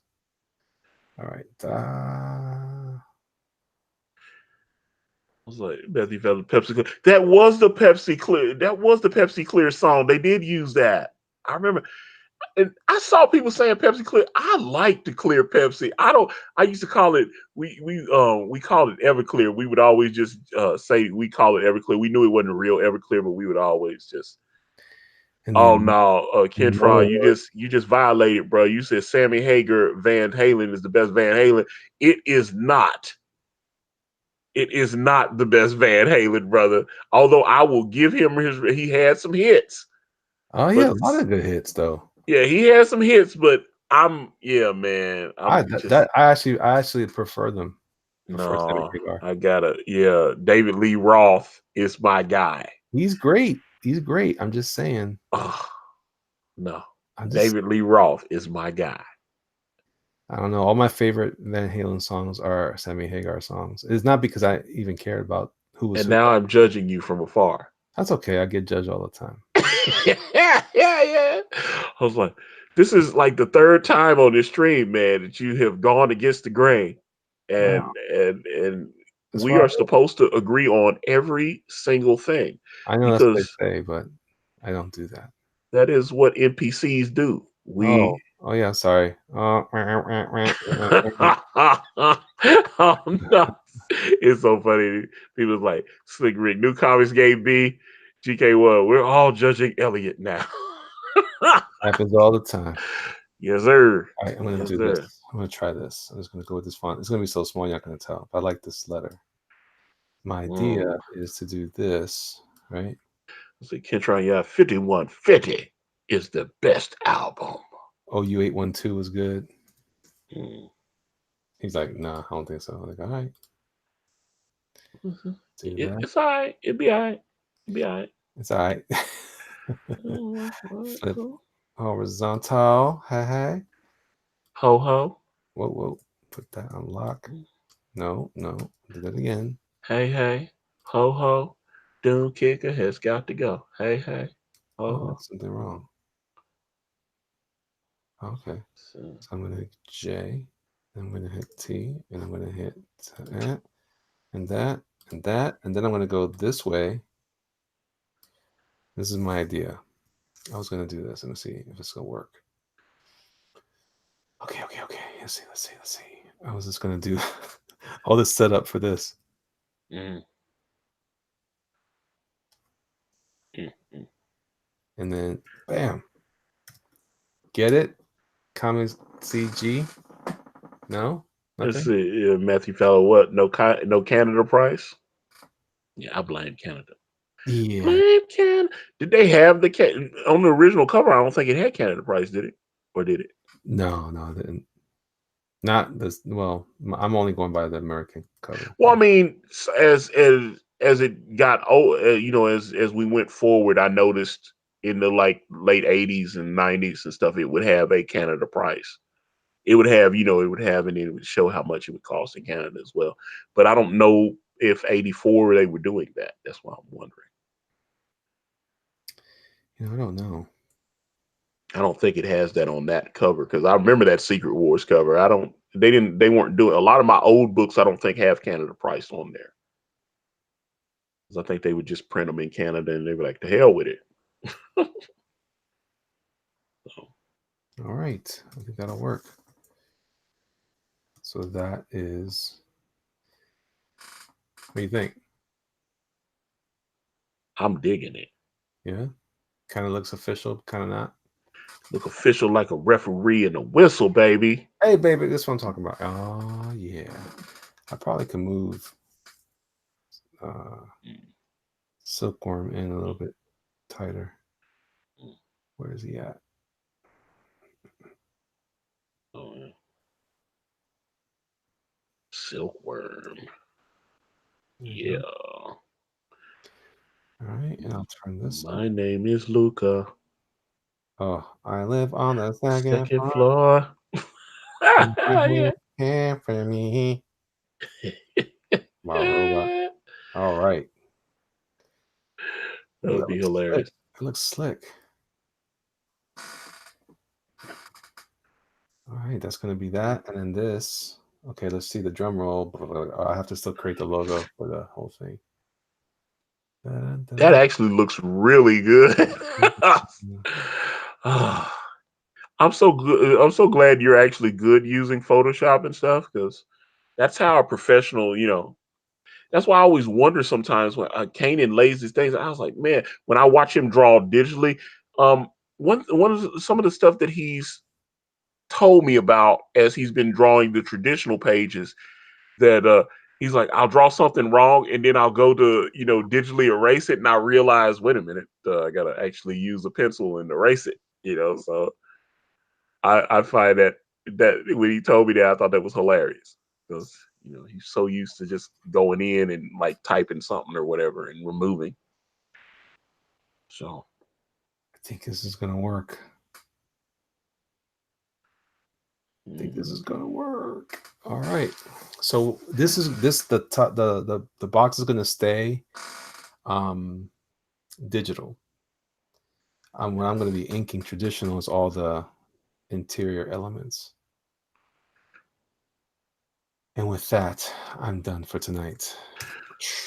all right. Thank you, man. We've been on for a while. Ooh, 3 Man, hours. yeah, but I like how most of the people stayed with us, and Yeah, yeah, yeah. hey, you guys have been awesome. You guys have been hanging out with us, and I think this was a good stream. It was very entertaining, Yeah, and yeah, appreciate you guys. Uh, absolutely. so thank you guys. Mhm. Yeah, yeah, yeah. Whew. And yeah, I think I'm gonna, as we hop off here, I see Edwin Boyette has just went live. Maybe I'll go and look at his chat and hang out. Indeed, Uh, indeed, indeed. but mm-mm. All right, uh, people. Thanks so much for stopping and watching me look like a fool over here and making crazy stuff. Hopefully, it'll look awesome in the end, and everyone will be happy. It'll turn Very, out very much so. well. And of course, the link to Doomkicker is in the description. And of course, if you check my other channels list on my main YouTube channel page, you will see Elliot's channel is one of my featured channels there. So if you guys want to go to Elliot's channel and hang out with him, I know you're going to get back to doing those streaming things, aren't you, sir? I can't wait. I can't Yeah, wait. yeah, and so I'm very much looking forward to it because I always loved being a guest on your channel. So, with that being said, I'm going to wrap this video up. And if you guys want to reach out to me, I'm on Facebook, Instagram, Twitter, and right here on this YouTube channel, everywhere is at Akari Press. And if you type in akaripress.com, it will take you directly to my Indiegogo campaign for my comic book series brand with the phenomenal Kanan White. We're on Teespring. We're on Amazon.com. The links to those are in the description. Thank you guys so much for hanging out with us tonight. Back Doomkicker, please. Say Please. goodnight, Elliot. Good night, y'all. Doomkicker style. Flat Earth is real, baby. Word.